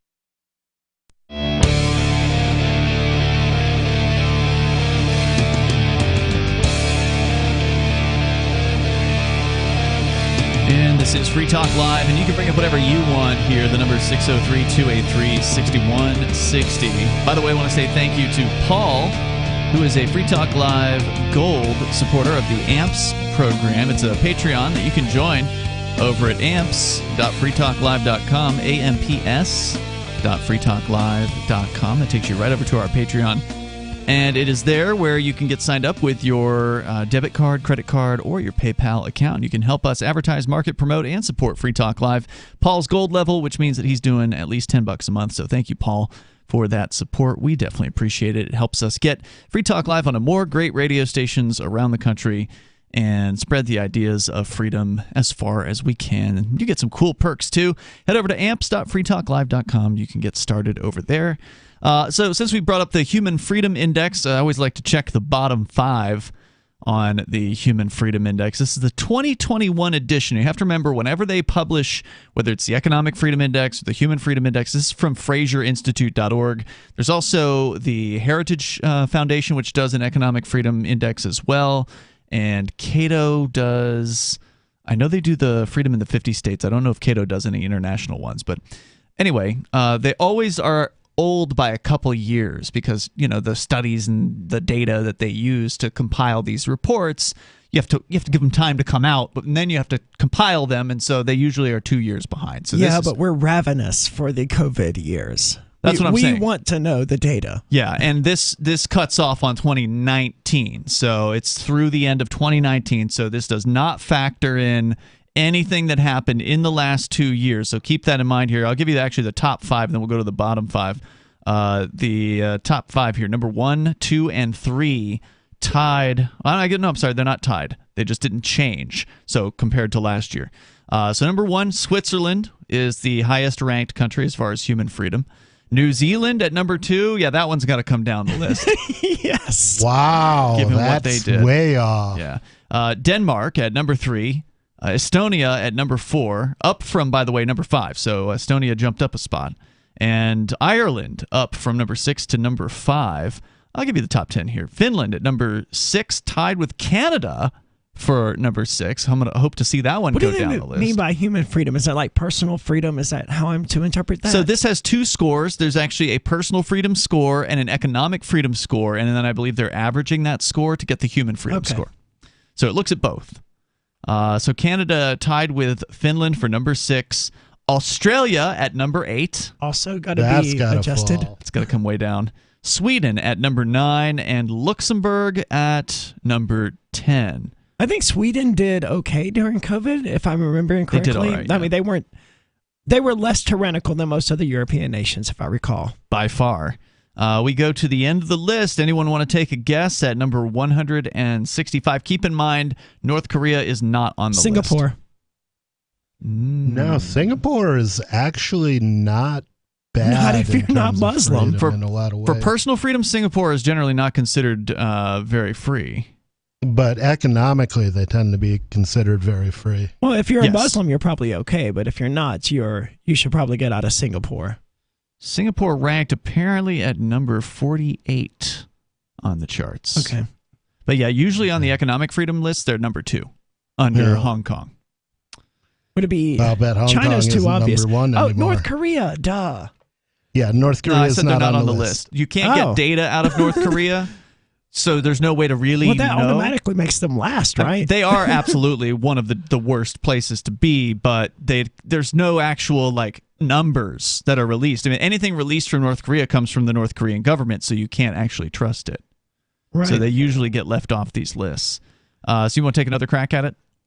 If it's not North Korea, it's got to be like China or someone like that. Actually, China, not in the bottom 10, but it is near the bottom portion. It's number 150 out of 165. So it's pretty low. At the bottom here, let's give you from the bottom up. Venezuela at number 164. So almost the worst. The worst, according to this, on human freedom is the Syrian Arab Republic at number 165 with a score out of a potential 10 points, it got a 3.66. Venezuela at number 164 with a 4.03. So that's basically just Syria, right? Yeah. Okay. It sounds like that might be a politically motivated conclusion then. I bet you it's a really bad place to live.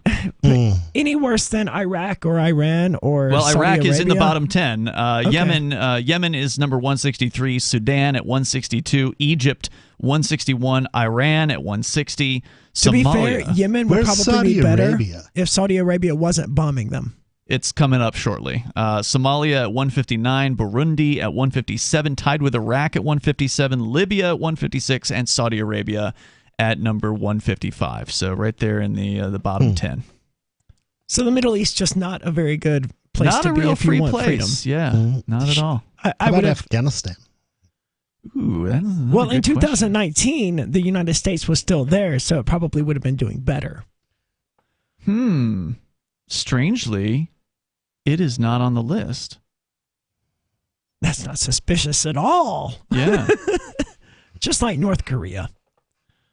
Well, interestingly, when I searched for Afghanistan, it's listed next to North Korea on a list of women in virtually no women enjoy full freedom of movement like North Korea or Afghanistan under the Taliban. Now that's Yeah, that's all. The only time it's mentioned in the entire 435-page document. Were the Taliban already in charge in 2019? I thought we were running the show. Or well, I've never been there. The government. Yeah, I don't know. The U.S. government withdrew, I think, in early 2021. I think it was one of the first things Biden did, and that was mostly because Trump had locked him onto that course of action.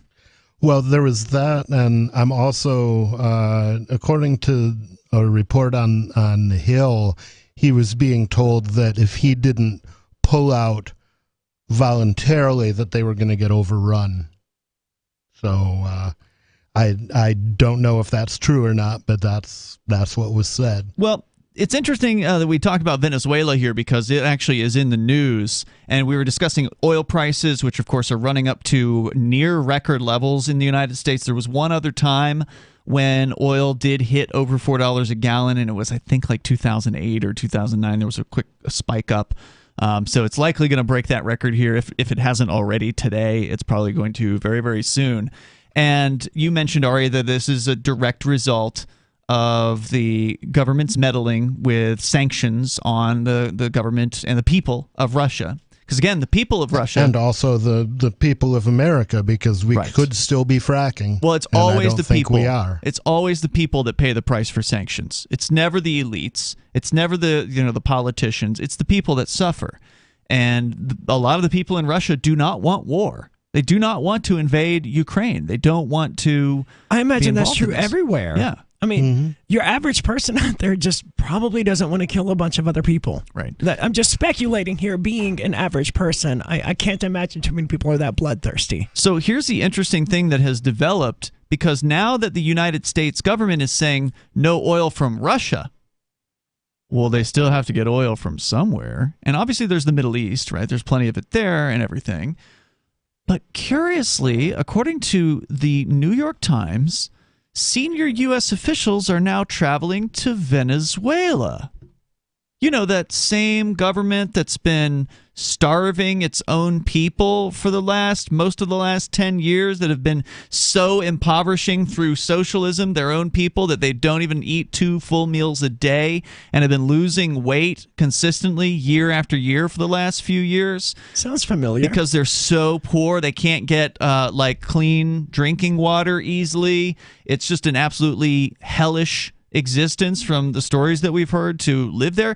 And the U.S. government, until recently, had been very unfriendly towards Nicolas Maduro and the Venezuelan government. They had put sanctions on the Venezuelan government, as a matter of fact. But now they're going and crawling on their knees, it sounds like. Well, wasn't Venezuela part of Bush Jr.'s axis of evil, along with Iran? And I thought they were. I think that was Iran, North Korea, and Russia. I thought Venezuela was the third. Maybe they will have to look that one up. But it was under Chavez, so it was quite a while ago. We'll have to look that one. That's an interesting question. But they're now the Biden administration is coming to Venezuela and asking for help. They're stepping up. Yeah. The trip is I'd like to be a fly on the wall. The trip is the highest level visit by Washington officials to Caracas in years. The United States broke off diplomatic relations with Maduro and closed its embassy in Caracas in 2019 after accusing the authoritarian leader of electoral fraud. The Trump administration then tried to topple Maduro's government by sanctioning Venezuelan oil exports and the country's senior officials, and by recognizing the opposition leader Juan Guaido as Venezuela's lawful president. We reported on all that here on Free Talk Live. Of course, Maduro is still ensconced comfortably. He's still fat and well-fed, while the rest of his people are hungry and not doing so hot. Sounds like socialism. But we'll give you a little bit more about what's happening here in moments, and you can take control of the airwaves. Hour 3's coming up. It's Free Talk Live. Tired of cancel culture? Sick of mega tech corporations holding an axe over your head? Join the LRN.FM Matrix chat server. It's self-hosted, so no one else can tell us what to do or say. Don't like the existing channels? You can make your own. You can even connect into some of our channels from other Matrix servers. It's federated. For the full LRN.FM Matrix experience, though, you should join our server via the step-by-step instructions at chat.lrn.fm. Chat.lrn.fm. Do you feel like your nation, state, or community no longer holds your values? Have you dreamt of a place where people agree that liberty is important, and are free to pursue their projects so long as they respect the property of others? There are many people just like you that are discovering freeprivatecities.com. Their social media links are at the upper right of the page at freeprivatecities.com. All skill levels will be needed when the first of the Free Private Cities opens. It's sooner than you think. Stop arguing and build. freeprivatecities.com. I'm crazy about My Magic Mud. This is the most important oral care product created this millennium, and I'm not kidding. We all have different opinions on politics and issues, but we all have mouths. And I want yours to be as clean as possible, with teeth as bright as they were meant to be. I will never be without My Magic Mud. It's a little surprising, but man, does it work. If you only listen to one thing I say ever, go to mymagicmud.com and get 20% off with code FTL. mymagicmud.com, code FTL. If you want to know the latest about Free Talk Live before we go on the air, all you need to decide is how you want it delivered. It's your choice. Visit news.freetalklive.com to receive our usually weekly news updates by email. Plus, we have a Twitter account at twitter.freetalklive.com, and you can follow us on the decentralized Mastodon platform at toot.freetalklive.com. So please follow us at toot.freetalklive.com and sign up for our emails at news.freetalklive.com. You're listening to the live edition of Free Talk Live. Hour number 3 is next after the news here on the Liberty Radio Network at LRN.FM. From Feature Story News in San Francisco, I'm Ira Spitzer. The United Nations Security Council has held an emergency meeting to discuss the humanitarian situation in Ukraine. The aid workers say they expect conditions on the ground to worsen in the coming days. FSN's Sarah Walton reports. Under-Secretary General for Humanitarian Affairs Martin Griffiths told the Security Council that aid workers on the ground in Ukraine do not sleep, and the refugee crisis is escalating because of increasing violence and a lack of power and water. The head of UNICEF, Catherine Russell, said half of the 1.7 million refugees who fled the country are children, thousands unaccompanied and many traumatized. Sarah Walton, New York. Another round of talks between Russian and Ukrainian officials has ended with no major progress on the creation of humanitarian corridors in Ukraine. Once again, Russian forces shelled civilians after a ceasefire was due to come into force. FSN's Ryan Thompson has been covering the talks. He's on the Polish-Ukrainian border. Both sides accuse the other of breaking the ceasefire and thus not honoring the terms of the agreement. The word from Ukrainian representatives at the meeting is that they did move a little bit towards the margin, but it is still very, very far apart in terms of a common agreement here. The Pentagon says it's too early to say whether the U.S. will resupply Poland or any other NATO country that decides to provide fighter jets to the Ukrainian Air Force. Pentagon spokesman John Kirby was asked about reports that the Biden administration has made plans to backfill any jets sent to Ukraine by its NATO neighbors. It's just a discussion about the possibility of, should there be a nation that would want to give aircraft to the Ukrainians and would ask for a backfill from the United States. Should that happen, what would that look like? How would we do that? And we don't have all the answers right now. Wall Street took another hit during Monday's trading amid continuing fears over Ukraine and rising oil prices. The Dow fell almost 800 points in another torrid session, while the S&P had its biggest single-day decline in almost 2 years. FSN's Nick Harper reports. 4 straight weeks of decline, and if Monday's fortunes were anything to go by, Wall Street could be in for another rocky trading week. The Dow fell almost 800 points, finishing 2.4% lower. The S&P fell 3%, and the Nasdaq dived 3.6%. The rising cost of gasoline, which has jumped around 15% in the last week, worried Wall Street and motorists. US oil prices have risen to their highest level since 2008. And fears of the Biden administration boycotting the Russian energy industry and cutting off Russian oil imports over its actions in Ukraine are raising concerns that oil prices will only climb higher. I'm Nick Harper in Washington.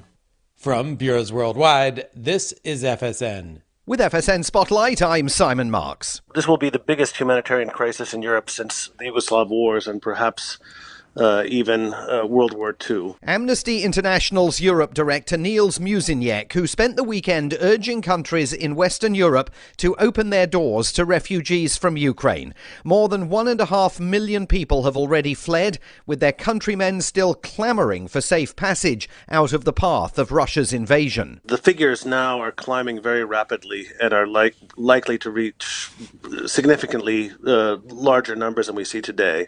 And everybody has to do a part here.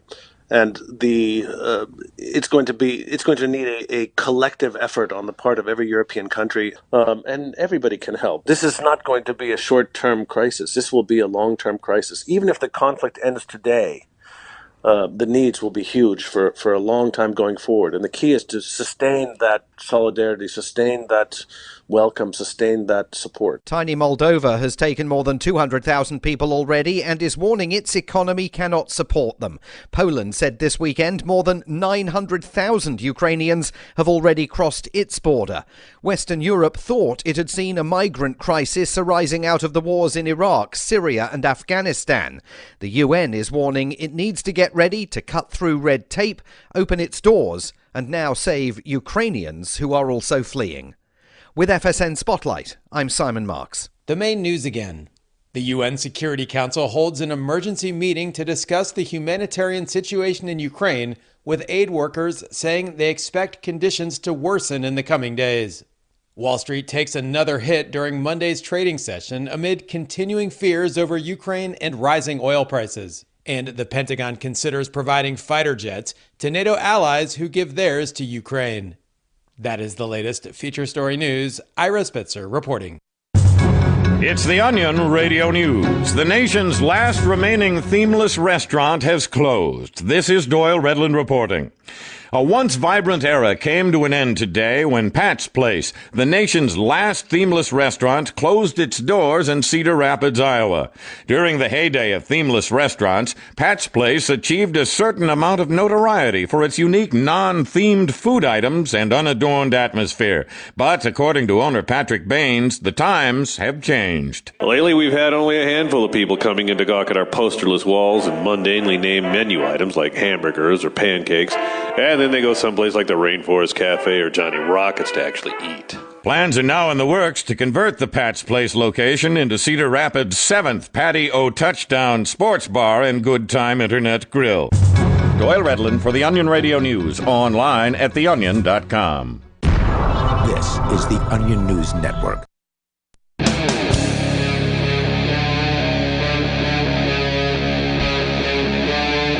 Free Talk Live.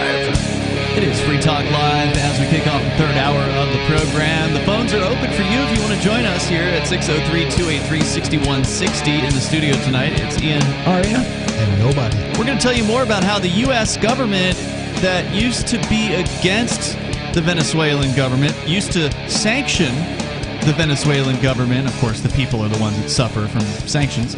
But used to have sanctions on Venezuela, are now crawling on their knees, coming back to old Maduro and saying that they need help. I just don't picture it that way. I think what the American government is doing here is dangling some money in a trailer park and trying to get the Venezuelans to get on their knees. Could very well be. But hey, we do want some of that money. Yes, Mr. Biden. I want to get back into it here. But first, we do have somebody who's probably a big fan of Venezuelan socialism. Her name is Sarah on the line in New Mexico. Sarah, why haven't you moved to Venezuela yet?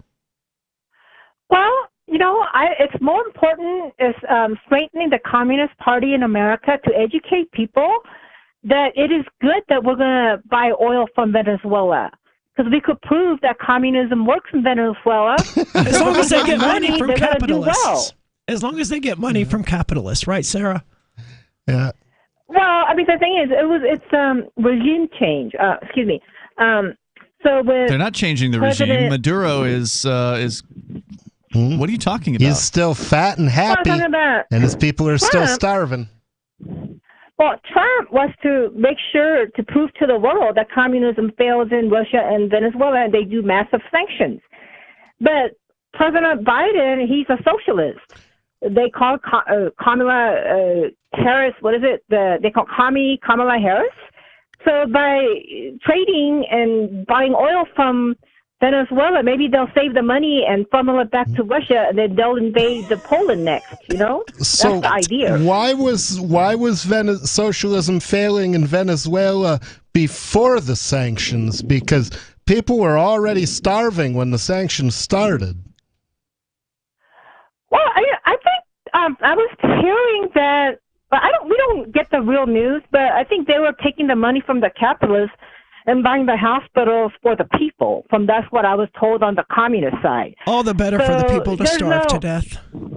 Just want to clarify something here. Nobody, as I understand it, and I did just double check it, Obama did impose sanctions on Venezuela as well. So, but when did Chavez take over? It was almost 2 decades ago, I think. Yeah, it was something like pre-Obama. Correct. Someone on YouTube has asked a really good question. And it really didn't take long for people to start starving in the serious Venezuela. hunger didn't really start until the last decade, though. So, Sarah, where is Venezuela? The thing about it is that, the sanctions that the Obama put on is kind of worthless sanctions, like the sanctions put on Russia. Russians really do not care because they got China as a backup. They'll get plenty of money from their warfare from China because they're secretly communist. Obviously, they're not going to oppose the war in the United Nations because they need all the Americans to buy their products at Walmart so they could keep making money, and they're going to funnel the money to Russia. And if Venezuela gets money from you're saying China is going to funnel money to Russia? Well, I think they have been doing it. Right, you have no evidence of that. They're not scared. Pure speculation. All right, you had a question for Sarah. Sarah, do you know where Venezuela is? Yeah, isn't it South America? Yes, yep, she's Venezuela right is South America. She's got that. Right. But here's the thing. Nobody. The important point here is that the socialist countries love to blame sanctions for their economic woes. And it is true that the Venezuelan government, at the very least, some of the government officials were facing sanctions, whether the entire country and was. Personally, I think we should have no sanctions against them, so there's Agreed. no question about why socialism is failing. Totally agree. But Cuba uses that excuse.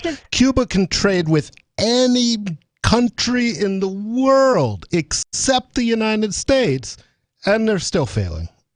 Yep. Well, I really don't think that's the way the sanctions work. Like, Singapore has a lot of Chinese population. Obviously, North Korea is friends with Chinese. So they're going to ship boats of coconut. But if the Singapore trade with North Korea, then the U.S. will sanction them. They're not going to trade with this country, and they're not allowed to trade with that country. They impose that kind of sanction. What did coconut do to the Chinese? Okay, look at this. Singapore is they have a high level of Chinese population. They have like 60% of them are Chinese merchants. They've immigrated there. And so the North Koreans are friends with China. They still trade with China. Yeah. The U.S. told them, if you trade with China, if you trade with North Korea, we're going to sanction you. But China always sends them trains, everything with North Korea. So obviously, they sent boats of coconut to North Korea, and they seized the boat. The U.S. seized the boat, and they always, if you... What are you talking about? Don't North Korea and China share a land border? They do, yeah. Yeah, they do. Yeah. But the thing about it is that why would Singapore want to help North Korea? Because of the Chinese population in Singapore. So they're shipping them coconuts? Well, Taiwan has a pretty large Chinese population too, and they're not that friendly with North Korea or with China. Yeah, I don't. The fact that people happen to be the same race doesn't put them on the same side. Yeah, I'm sorry, you're just wrong about this one, Sarah. The U.S. government has been sanctioning Cuba for a long time, but they cannot stop Cuba from trading with other people anywhere else on the planet. They just can't, unless they blockade them. Cuban cigars are perfect. U.S. sanctions. Yeah, from what I hear about U.S. sanctions, China could have. See, that's the problem with you, Sarah. All you do is go on what you hear about things. And I don't know what you were going to say there, nobody, but I suspect it was to point out that you can get Cuban cigars as nearby as Canada, right? Yeah. And the U.S. government isn't sanctioning Canada because Canadians are able to trade with Cubans. No. Now, there have been times when the U.S. has put transitive sanctions in place with different countries. And when I say transitive sanctions, I mean that that the U.S. will sanction countries that trade with those countries. The only ones that I can think of have been Iraq and Iran, where they've done that. I may be wrong on that. I don't think Venezuela is on that list. I'm sure that Canada isn't on that, or I'm sorry, that Cuba isn't on that list. And they did threaten recently to do that to India, because India apparently in a UN vote abstained from saying naughty naughty to Russia. Yeah, The they US just threatened abstained. sanctions. That's crazy. Yeah. Thank you, Sarah, for the call tonight here. So back to the story, and that is that the Biden administration is now going to Venezuela's government and asking for a favor after years of sanctions. They're given a little bit of history in the story at the New York Times that Maduro responded to Trump's sanctions by seeking economic and diplomatic help from Russia. Russia! Yes, for a long time, the Venezuelan government has been partners with the Russian government because, well, they're a humongous country and they're a big oil exporter, and Venezuela's in the oil business, so they've been working together. Russian energy companies and banks have been instrumental in allowing Venezuela to continue exporting oil, the country's biggest source of foreign currency, despite the sanctions, according to U.S. officials, Venezuelan officials, and businessmen. Russia's invasion of Ukraine has prompted the U.S. to pay closer attention to Vladimir Putin's allies in Latin America, which Washington believes could become security threats if the standoff with Russia deepens, according to current and U.S. officials, or former U.S. officials who spoke on the condition of anonymity. Do they mean to suggest that Venezuela could be a security threat to the United States? That's what they're suggesting. How much meth are these people smoking to be that paranoid? Yeah, I mean, Cuba has been a security threat at times just by, and I'm thinking of the Cuban Missile Crisis. Which were so Russian this was missiles, back in weren't they? 1963. Or Soviet but yeah, it was Russian missiles? missiles that were placed on Cuba. Yeah. But Venezuela would not be a really good place for Russian missiles, especially since Cuba has not tipped over and sank. So that would be a much better spot. Plus, Venezuela probably doesn't even have a ship that can even sail. They're just so bad. They're so bad off. And that's one of the problems that we came across years ago in their the news about their economy, was that they didn't even have any internationally approved oil rig or oil tankers that could leave port. They just hadn't done the upkeep on them, so they were just rotting essentially in the ports, and they couldn't move them anywhere. They couldn't get them approved. They didn't even know how to use what they stole. Yeah, more coming up. There are basically two types of advertising: direct response and branding. Radio's great for direct response with its low cost to listener ratio, but audio can't be beat for branding, which is a longer term endeavor. You want to be the first thing that someone thinks of when they think about your product or service. If you have a local business that you want kept top of mind in your community, call the station. If you need national reach, Free Talk Live's got around 200 radio stations, millions of monthly listening sessions, can suit all budgets, and if we don't think we're right for you, we'll tell you. Email me, mark@freetalklive.com. Brute force, intransigent defiance, adamantine will. These are the hallmarks of the AI tank. These gigantic machines have the firepower of an army, but they also have their own sense of honor and duty. When the world breakers arrive, battle will be joined, planets will shake, and war and peace will never be the same again. World Breakers. Stories from David Weber, Larry Correia, and more. Available August 3rd from BaneBooks.com.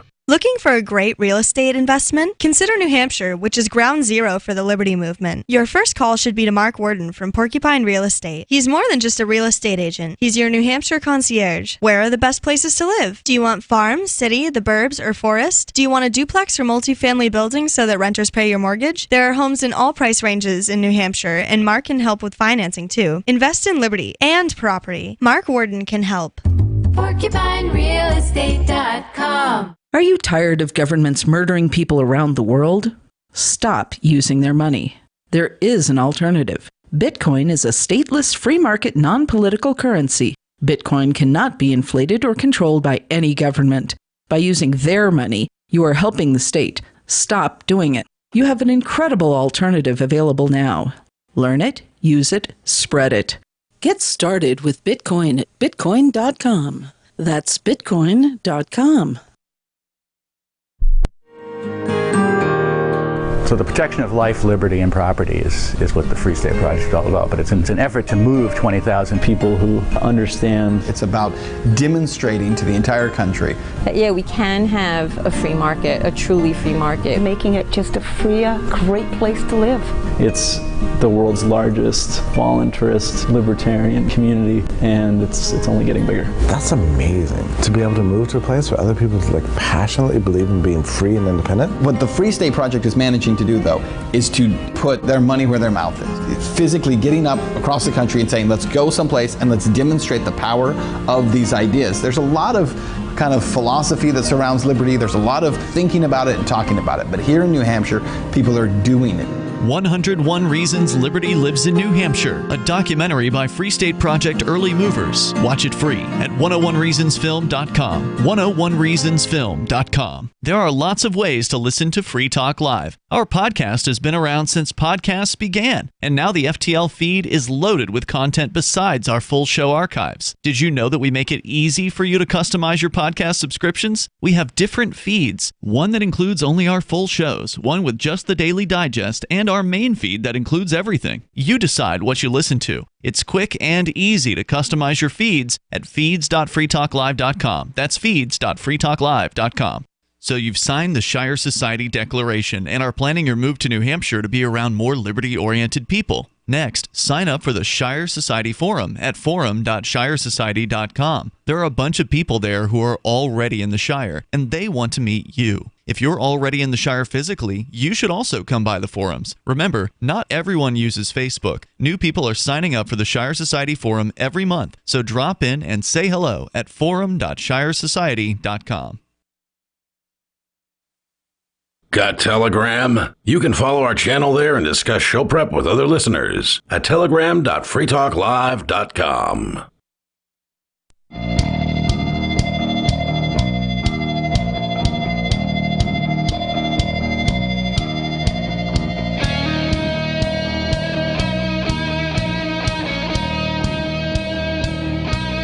Free Talk Live. You can join the show by dialing in here at 603-283-6160. That's 603-283-6160. Now that the U.S. government is not going to be dealing with the Russian government gang as far as oil is concerned, they've gone back to Venezuela, where they had even though sanctions. Venezuela hasn't changed anything, right? There's still the whatever reasons the United States government had for doing whatever it did, all those reasons are still in play.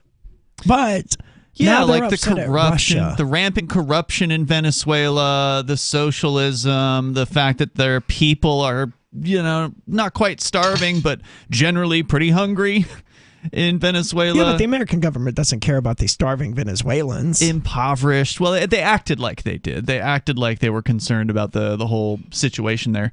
And so... Oh, that's right. I mean, it's been such... COVID happened and just blocked out all that other stuff. It's easy to forget the whole... What was that guy's name? You said Maduro? It earlier. No, his opponent. Oh, Juan Guaido. Yeah, the one the United States was like, no, this is the real president. Yeah, they were backing him in the elections against Maduro, which means he was probably like the CIA choice. Yeah, and he actually ended up fleeing to the United States, I think. I think you're right about that. Yeah. So it's hard to remember that actually happened. So Maduro responded to the sanctions, this is from the New York Times, by seeking economic and diplomatic help from Russia, as well as from Iran and China. What did the U.S. expect?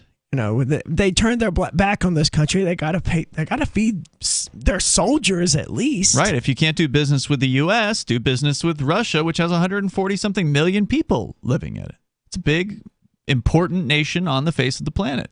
The sad thing here is that now Venezuela will probably happily take that American money back instead of saying, "Hey, no, you spurned us. Right. We don't want your money." But it will be interesting to see how this plays out. And as Russia's invasion of Ukraine has prompted the U.S. to pay closer attention to Putin's allies in Latin America, again claiming that they could be security threats. As the economy craters in Russia, the U.S. is seizing on an opportunity to advance its agenda among Latin American autocracies that might start seeing Putin as an increasingly weak ally. when the U.S. and its allies began considering sanctions on Russian oil and gas exports this month to punish the country for devastation wrought in Ukraine. Prominent voices affiliated with both American political parties pointed to Venezuela as a potential substitute. So both the Republicans and the Democrats are saying, hey, why don't we just go talk to old Maduro, our old buddy over there? It would make my soul happy for Venezuela or Maduro to be like, okay, sure. But you have to recognize me as the legitimate president of Venezuela. And you have to say that Guaido tried to steal the election.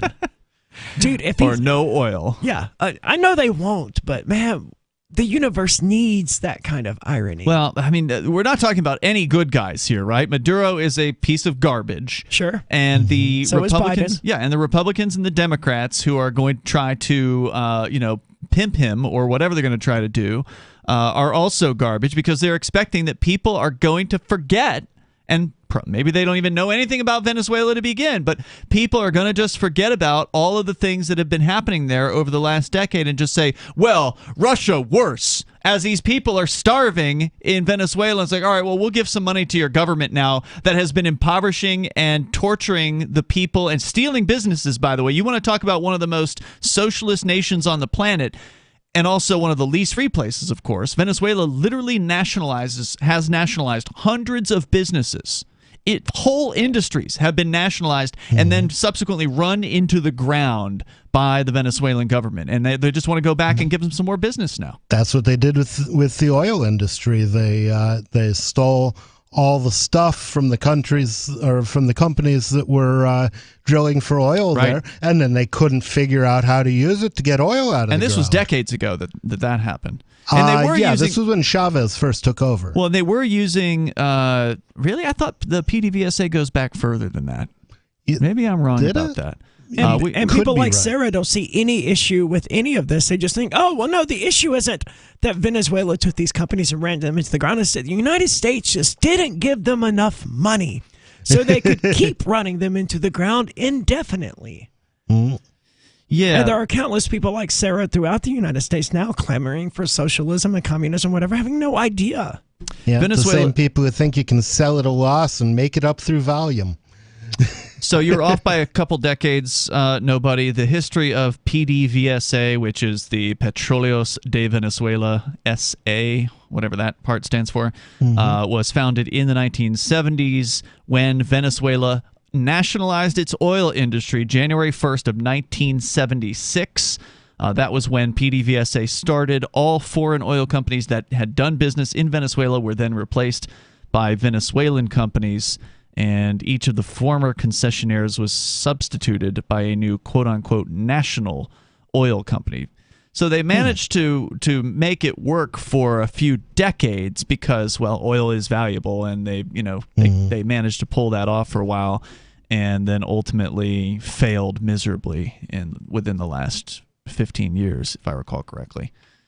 So, and it's been a slow, painful failure. Yeah.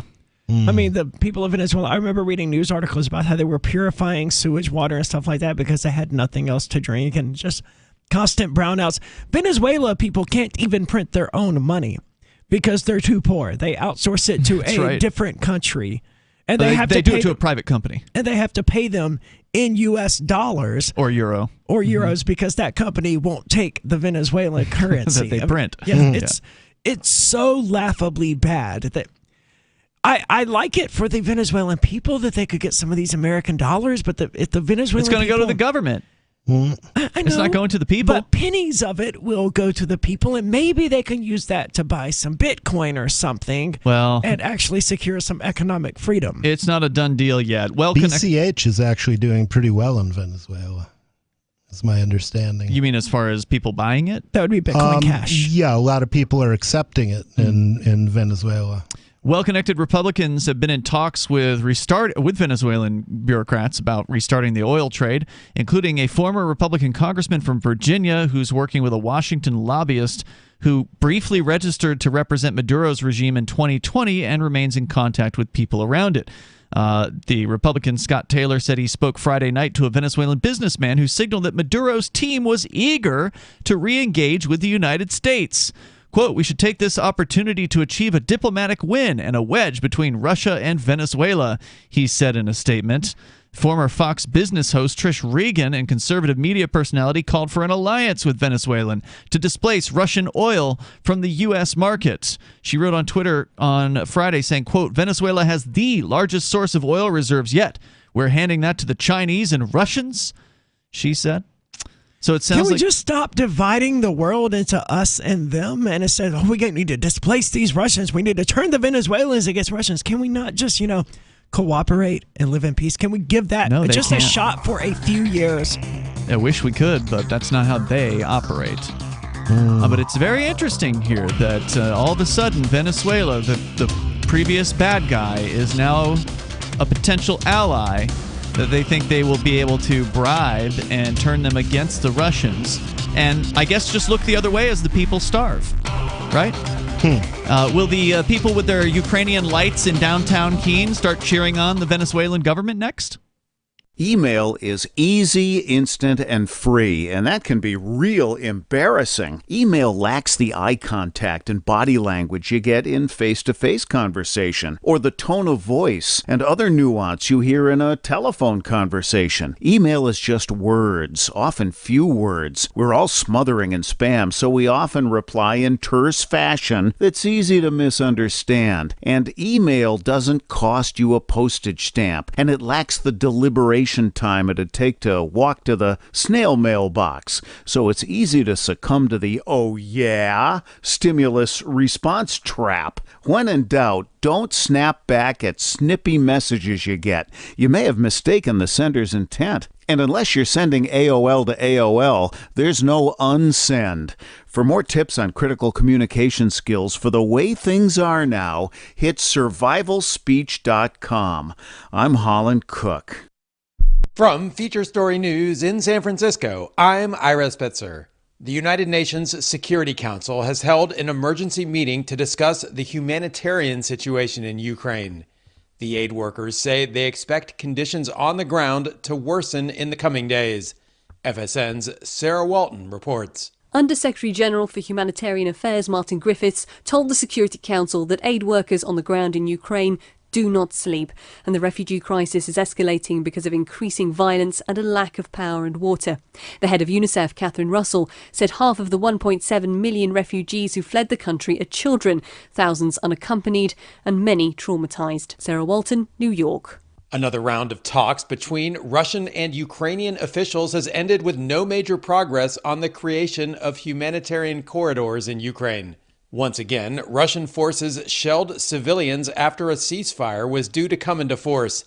FSN's Ryan Thompson has been covering the talks. He's on the Polish-Ukrainian border. Both sides accuse the other of breaking the ceasefire and thus not honoring the terms of the agreement.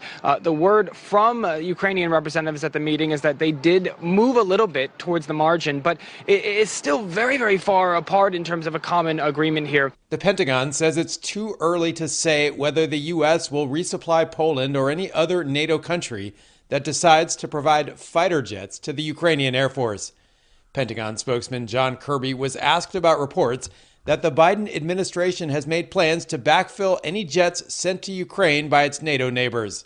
It's just a discussion about the possibility of, should there be a nation that would want to give aircraft to the Ukrainians and would ask for a backfill from the United States. Should that happen, what would that look like? How would we do that? And we don't have all the answers right now. Wall Street took another hit during Monday's trading amid continuing fears over Ukraine and rising oil prices. The Dow fell almost 800 points in another torrid session, while the S&P had its biggest single-day decline in almost 2 years. FSN's Nick Harper reports. 4 straight weeks of decline, and if Monday's fortunes were anything to go by, Wall Street could be in for another rocky trading week. The Dow fell almost 800 points, finishing 2.4% lower. The S&P fell 3%, and the Nasdaq dived 3.6%. The rising cost of gasoline, which has jumped around 15% in the last week, worried Wall Street and motorists. US oil prices have risen to their highest level since 2008. And fears of the Biden administration boycotting the Russian energy industry and cutting off Russian oil imports over its actions in Ukraine are raising concerns that oil prices will only climb higher.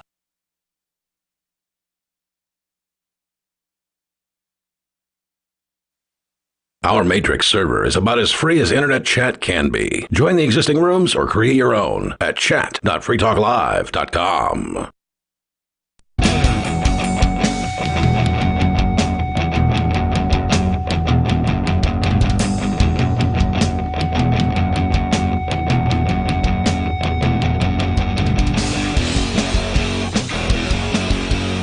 This is Free Talk Live, and you can join the show here. The number is 603-283-6160. That's 603-283-6160. We've been talking about the situation in Ukraine and the punishments that are being arrayed against the Russian people by various different U.S.-based and other international corporations. For instance, Netflix apparently has now cut off Russia. And I can't believe, sure, some people are saying they were it. such a tactical advantage, too. But some people are saying it, but most people aren't realizing, look, they just, Visa, MasterCard, Netflix, all of these companies, they just kicked the Russian people out of the market entirely. They could do that anywhere on the globe that they wanted. Overnight, you could lose your total ability to access the internet or to make payments. And most people just don't see it as a problem. Oh, they would never do that to United States citizens. They can and they will, and they have. They have. And they're doing it right now. There's a bunch of stuff that you can't watch on Netflix unless you use a VPN to come from another country or something like that. Sure, that's minor, but it's still content that you, as an American, are being denied. All I have to do is expand that. They just kicked the hill off YouTube for a week. Really? The last strike they got was from playing uncut a Fox News interview with Trump, where Trump said that the election had been stolen, and because they didn't break in and immediately say no, it wasn't, it was perfectly fair, they were kicked off.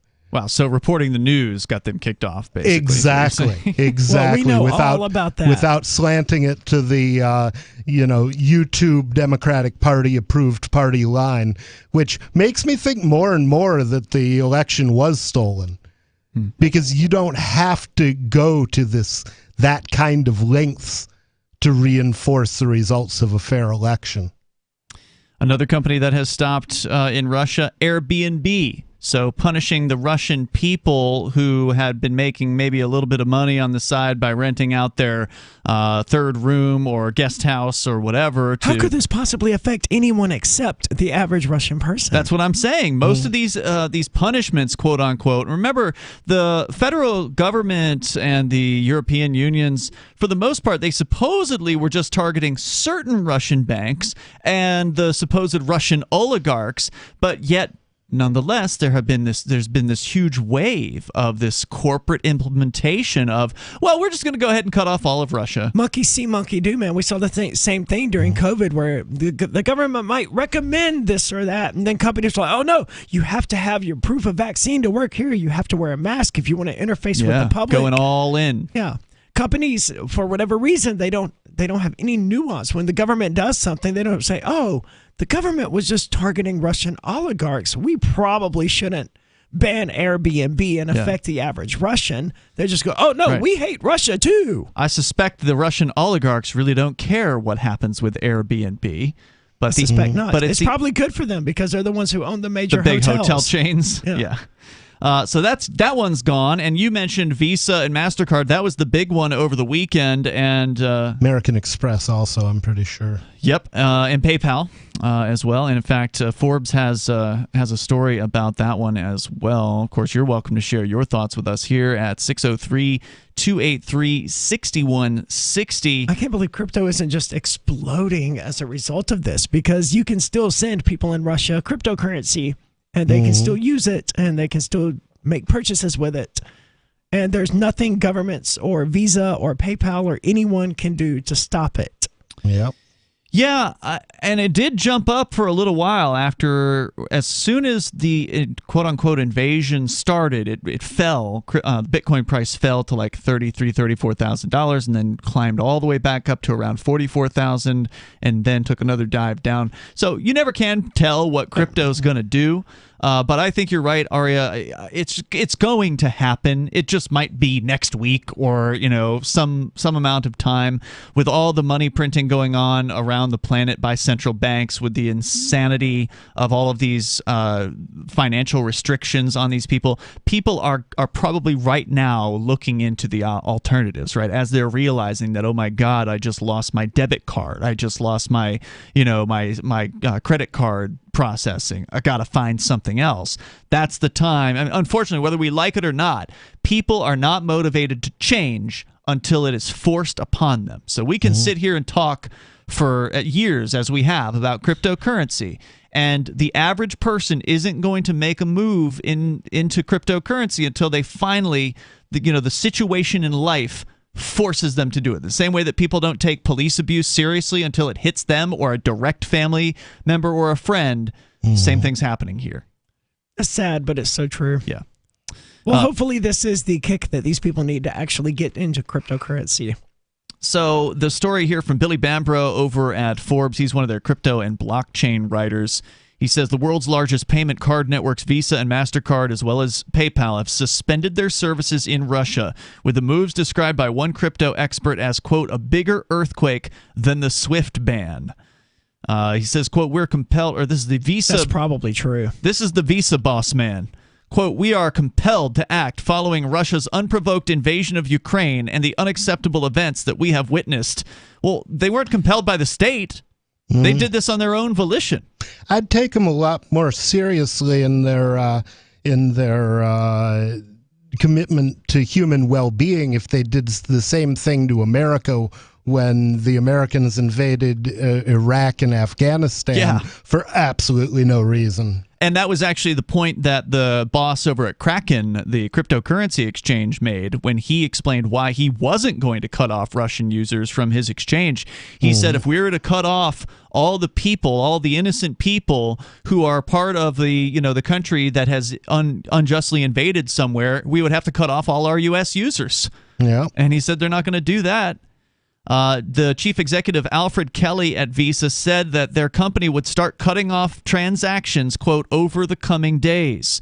MasterCard said in a similar statement, quote, we don't take this decision lightly. MasterCard has operated in Russia for more than 25 years, unquote. Credit and debit cards issued by Russian banks will no longer work outside of the country, while Russian businesses and cash machines will be unable to accept cards issued from outside of the country. So anyone traveling in Russia right now, you just got screwed. If you were living over there for whatever reason as an American or somebody else, and now if you don't have crypto or something like that, you've just lost access to all of your banking. Jesus. Yeah, so if you're just an American visiting. Correct. You're now stuck there unless you have cryptocurrency or something. I mean, you could probably get to the embassy and they could probably help you get home, but gee, what a nightmare that these companies just created. Is there anybody in the U.S. embassy in Russia? I know we expelled their diplomats, or the U.S. expelled the Russian diplomats. Great question. Recently. Have they shut them down? There have been local media reports that Russia's Sberbank will begin issuing cards with China's Union Their sperm bank? That's what it sounds like. Meanwhile, Russia's payment network alternative to Visa and MasterCard that was founded in 2015 is thought to have just a 30% market share in the country. So, yeah, there are going to be some alternatives that are going to come up.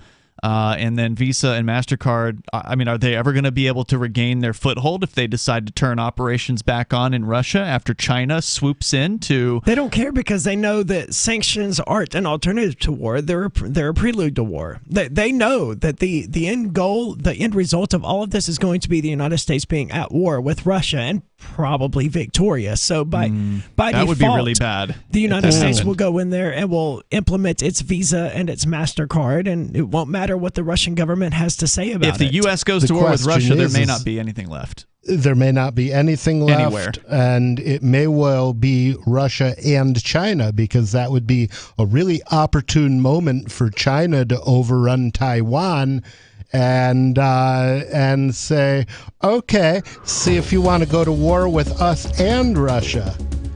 Well, Russia hasn't proven themselves capable of handling Ukraine. I mean, there's a reason why Biden and the United States federal gang will invade places like Iraq and Afghanistan and will not get involved with Russia, and that's because Russian nukes can reach the United States.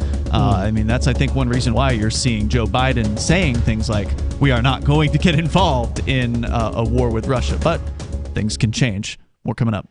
Free Talk Live. What kind of force should I be able to use against a person who tries to prevent me from bringing a guest onto my property? It depends on if it's a legal citizen, they shouldn't be able to use any. I don't care about your laws, son. Hey, listen to me. Your politicians are a bunch of liars and thieves. Tell me about your laws now. Let me finish my statement. Or I heard about your legals and illegals. Let him go, Mark. Let him go. Go ahead. Screaming little liberal, aren't you? I ain't no liberal. Let me finish what I'm saying without cutting me off. I'm not a liberal. You call me a liberal, and we'll be going at it all night long. Well, that's the impression that you're giving with the statement. It's because you've never listened. Now, if I can respond, all of the laws that are set forth in this nation were set forth by the representatives of the people that we put in the power. You mean liars and thieves. Free Talk Live, 7 nights a week from 7 to 10 Eastern, live on the Liberty Radio Network at LRN.FM. The new 4th edition of Healing Our World, The Compassion of Libertarianism, will take your understanding of liberty to a deeper level and has over 1,300 updated references, new cartoons, and a foreword by Dr. Ron Paul. With discounts for multiple book purchases, the 4th edition of Healing Our World is a great gift for the liberals, pragmatists, environmentalists, and Christians in your life who think libertarianism is cold-hearted. Get yours today at healing.freetalklive.com and use promo code FTL for a $5 discount. What if you want to hear the latest episode of Free Talk Live, but all you have is your phone, you forgot to download our archive, and you have no data connection? You can call our Listen line at 641-793-0191. That's a long-distance number, so you may incur charges. If not, listen as long as you want. 641-793-0191. The Free Talk Live Listen line, 641-793-0191. I've been told no in many different ways. I give you an order and you're going to obey it. George, you can go this way. You can't do that and you have to leave here. You cannot bring signs into the rally. Walk with me. Well, I'm comfortable here, actually. Whoa. Hey. Who do you think you are? Excuse me. There is no video and audio allowed in this office. No, I have work today. You ain't going to make it. Wait a minute. Really creative. Hey! Oh my God! Unbelievable! Why are you running from me? Because you're scared me. What am I being detained for? You're being served.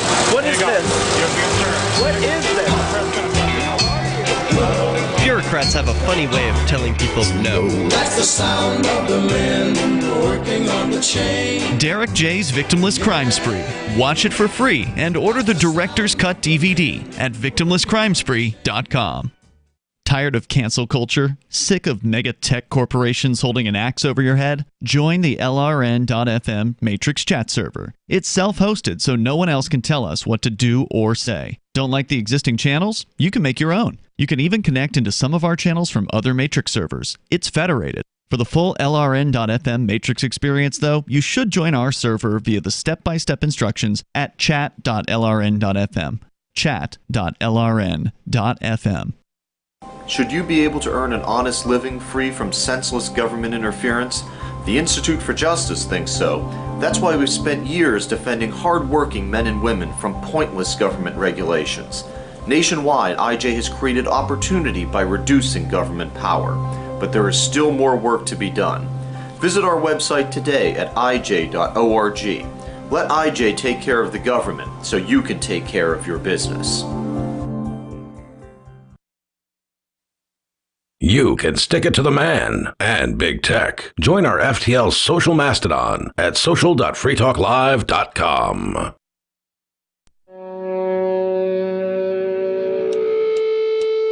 Yeah!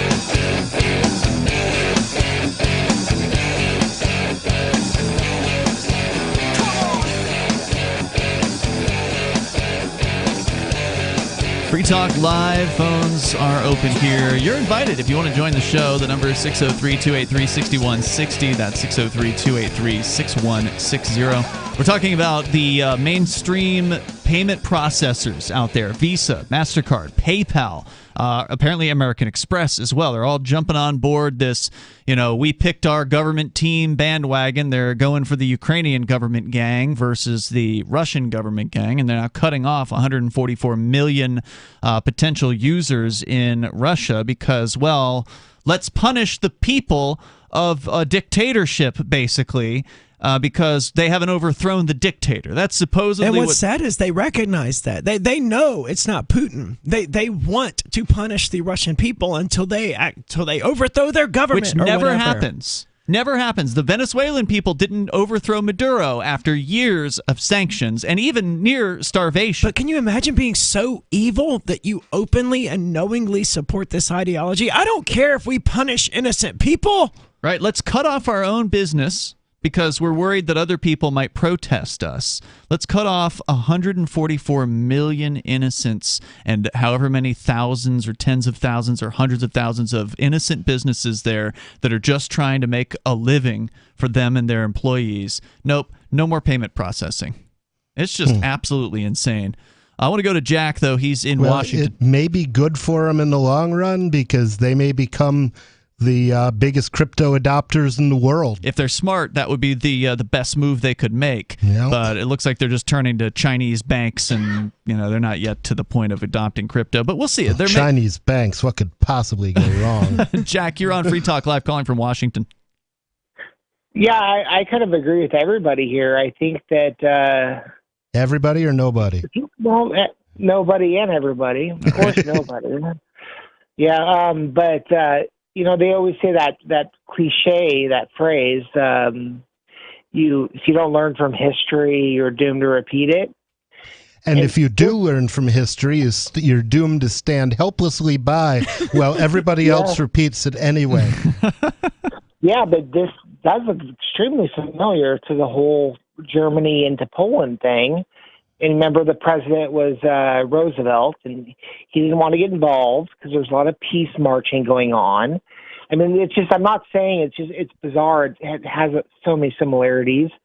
That's not my main point I wanted to make. Yeah, because that's a bit misleading. I mean, I always heard that, and I've always said that, FDR, whoever, they kept the United States out of the war, but that's not true. They just kept the United States out of combat. The United States was part of World War II as long as World War II was a thing. They just want to combat it. Familiar now? That's exactly what's going on right now. Yeah, and I criticize the United States doing it now. The Ukraine government is basically a puppet state for the United States and NATO, right? Oh, absolutely. Yeah. But I was saying China, I think, is actually just playing like a blackjack game or, Texas Hold'em. Threatening Taiwan, I don't think with any actual intention of attacking Taiwan. Waiting until the rest of the world destroys itself, and hypothetically in the long game, which is I think what China plays, and I think the deep liberals or dare I say Illuminati type ideas also play long games that go over hundreds of years. Anyway, I think that's kind of deep, but that's my point. All right, Jack, thanks for the call tonight. Appreciate it. Number here is 603-283-6160. Quote, PayPal supports the Ukrainian people and stands with the international community in condemning Russia's violent military aggression into Ukraine, said PayPal Chief Executive Dan Schulman. So punish the Russian government, you cowards. According to Preston Byrne, who, as I understand, is a liberty-friendly attorney, says the Visa MasterCard shutdown is a bigger earthquake than SWIFT, adding that trillions of dollars are going to be made building a mirror system that doesn't respond to American pressure, unquote. Over the last week, trading between the... Or they could just use crypto. Yeah. Well, and trading between Russia's ruble and cryptocurrencies has soared, according to data from Chainalysis, a crypto research company. So, indeed, many Russians are purchasing cryptocurrency, and a lot of crypto exchanges have not put the freeze on Russian accounts as of yet. Well, it would be almost impossible for them to really do so. I mean, especially some of these exchanges that support things like U.S. dollar tether. And like xmarkets.com, where all you need is an email address. Okay, Russian people. True. Create an email address, sign up with a VPN. Suddenly you're no longer a Russian citizen and no one knows otherwise. You can get all the US dollar tethers you want. I'm not telling you how to bypass sanctions. I'm just saying these ways already exist, and cryptocurrency has made them possible. And keeping PayPal and Visa and MasterCard from doing crap like this is why cryptocurrency exists. Yep, and then you also have things like Thorchain, which is the decentralized exchange that is just coming into its own. I mean, it's only been around for a few years, and they are they're very interesting because the idea with Thorchain is that you don't have an account. So it is a decentralized finance kind of thing, but it's a cross-chain exchange. So prior to Thorchain, the only kind of accountless decentralized exchanges were all within Ethereum networks. So for listeners that don't know what we're talking about here, Ethereum is the second largest cryptocurrency by market volume. They have a bunch of tokens, and so one Ethereum token can trade with another Ethereum token, and you don't have to have an account to do that at these exchanges, like Uniswap is one of them, and there are others. And the most important thing about Ethereum is you can have programs running on the Ethereum system that, as I understand it, nobody knows who put them there. Correct. But they're there. And these decentralized exchanges are some of those programs that are running on Ethereum. But the problem is you can't switch from Bitcoin to Ethereum. You can't switch from Ethereum to Bitcoin Cash on these Ethereum-only decentralized exchanges. But on Thorchain, you can.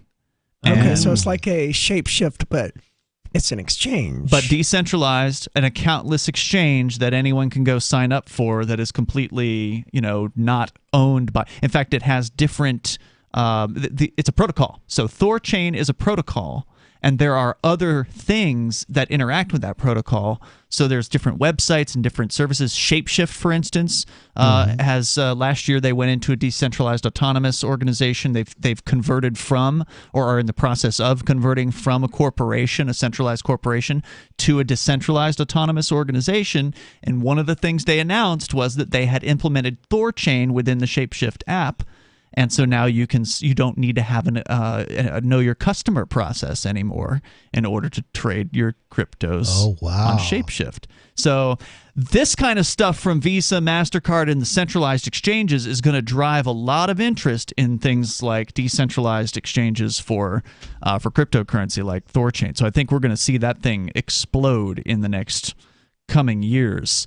Well, libertarians are always just a decade or two ahead of everyone else. I mean, we've been talking about the need for decentralized exchanges and decentralized currencies for years, for years upon years. But it's finally, one of them's finally upon us, which is very And what's interesting. happening exactly what we said was going to happen. You have people like PayPal, MasterCard, Visa being able to control every aspect of your finances, even more powerfully than the major international banks that use SWIFT networks. Are like, hey, no, this is a bigger deal than SWIFT. This is a bigger deal than the European Union.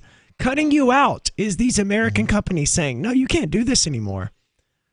Changpeng Zhao is the founder and chief executive of Binance. He dismissed fears that Binance, by the way, is the #1 crypto exchange on the planet right now by volume.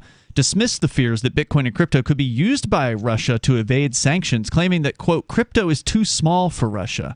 He said currently the media and politicians are spending a lot of effort and focus on crypto and sanctions. If we look at the crypto adoption today, there's probably about 3% of the global population with some kind of crypto exposure, i.e. owning some crypto. Of those, most only have a small percentage of their net worth in crypto, less than 10% on average. So there's probably only less than 0.3% of the global net worth in crypto today.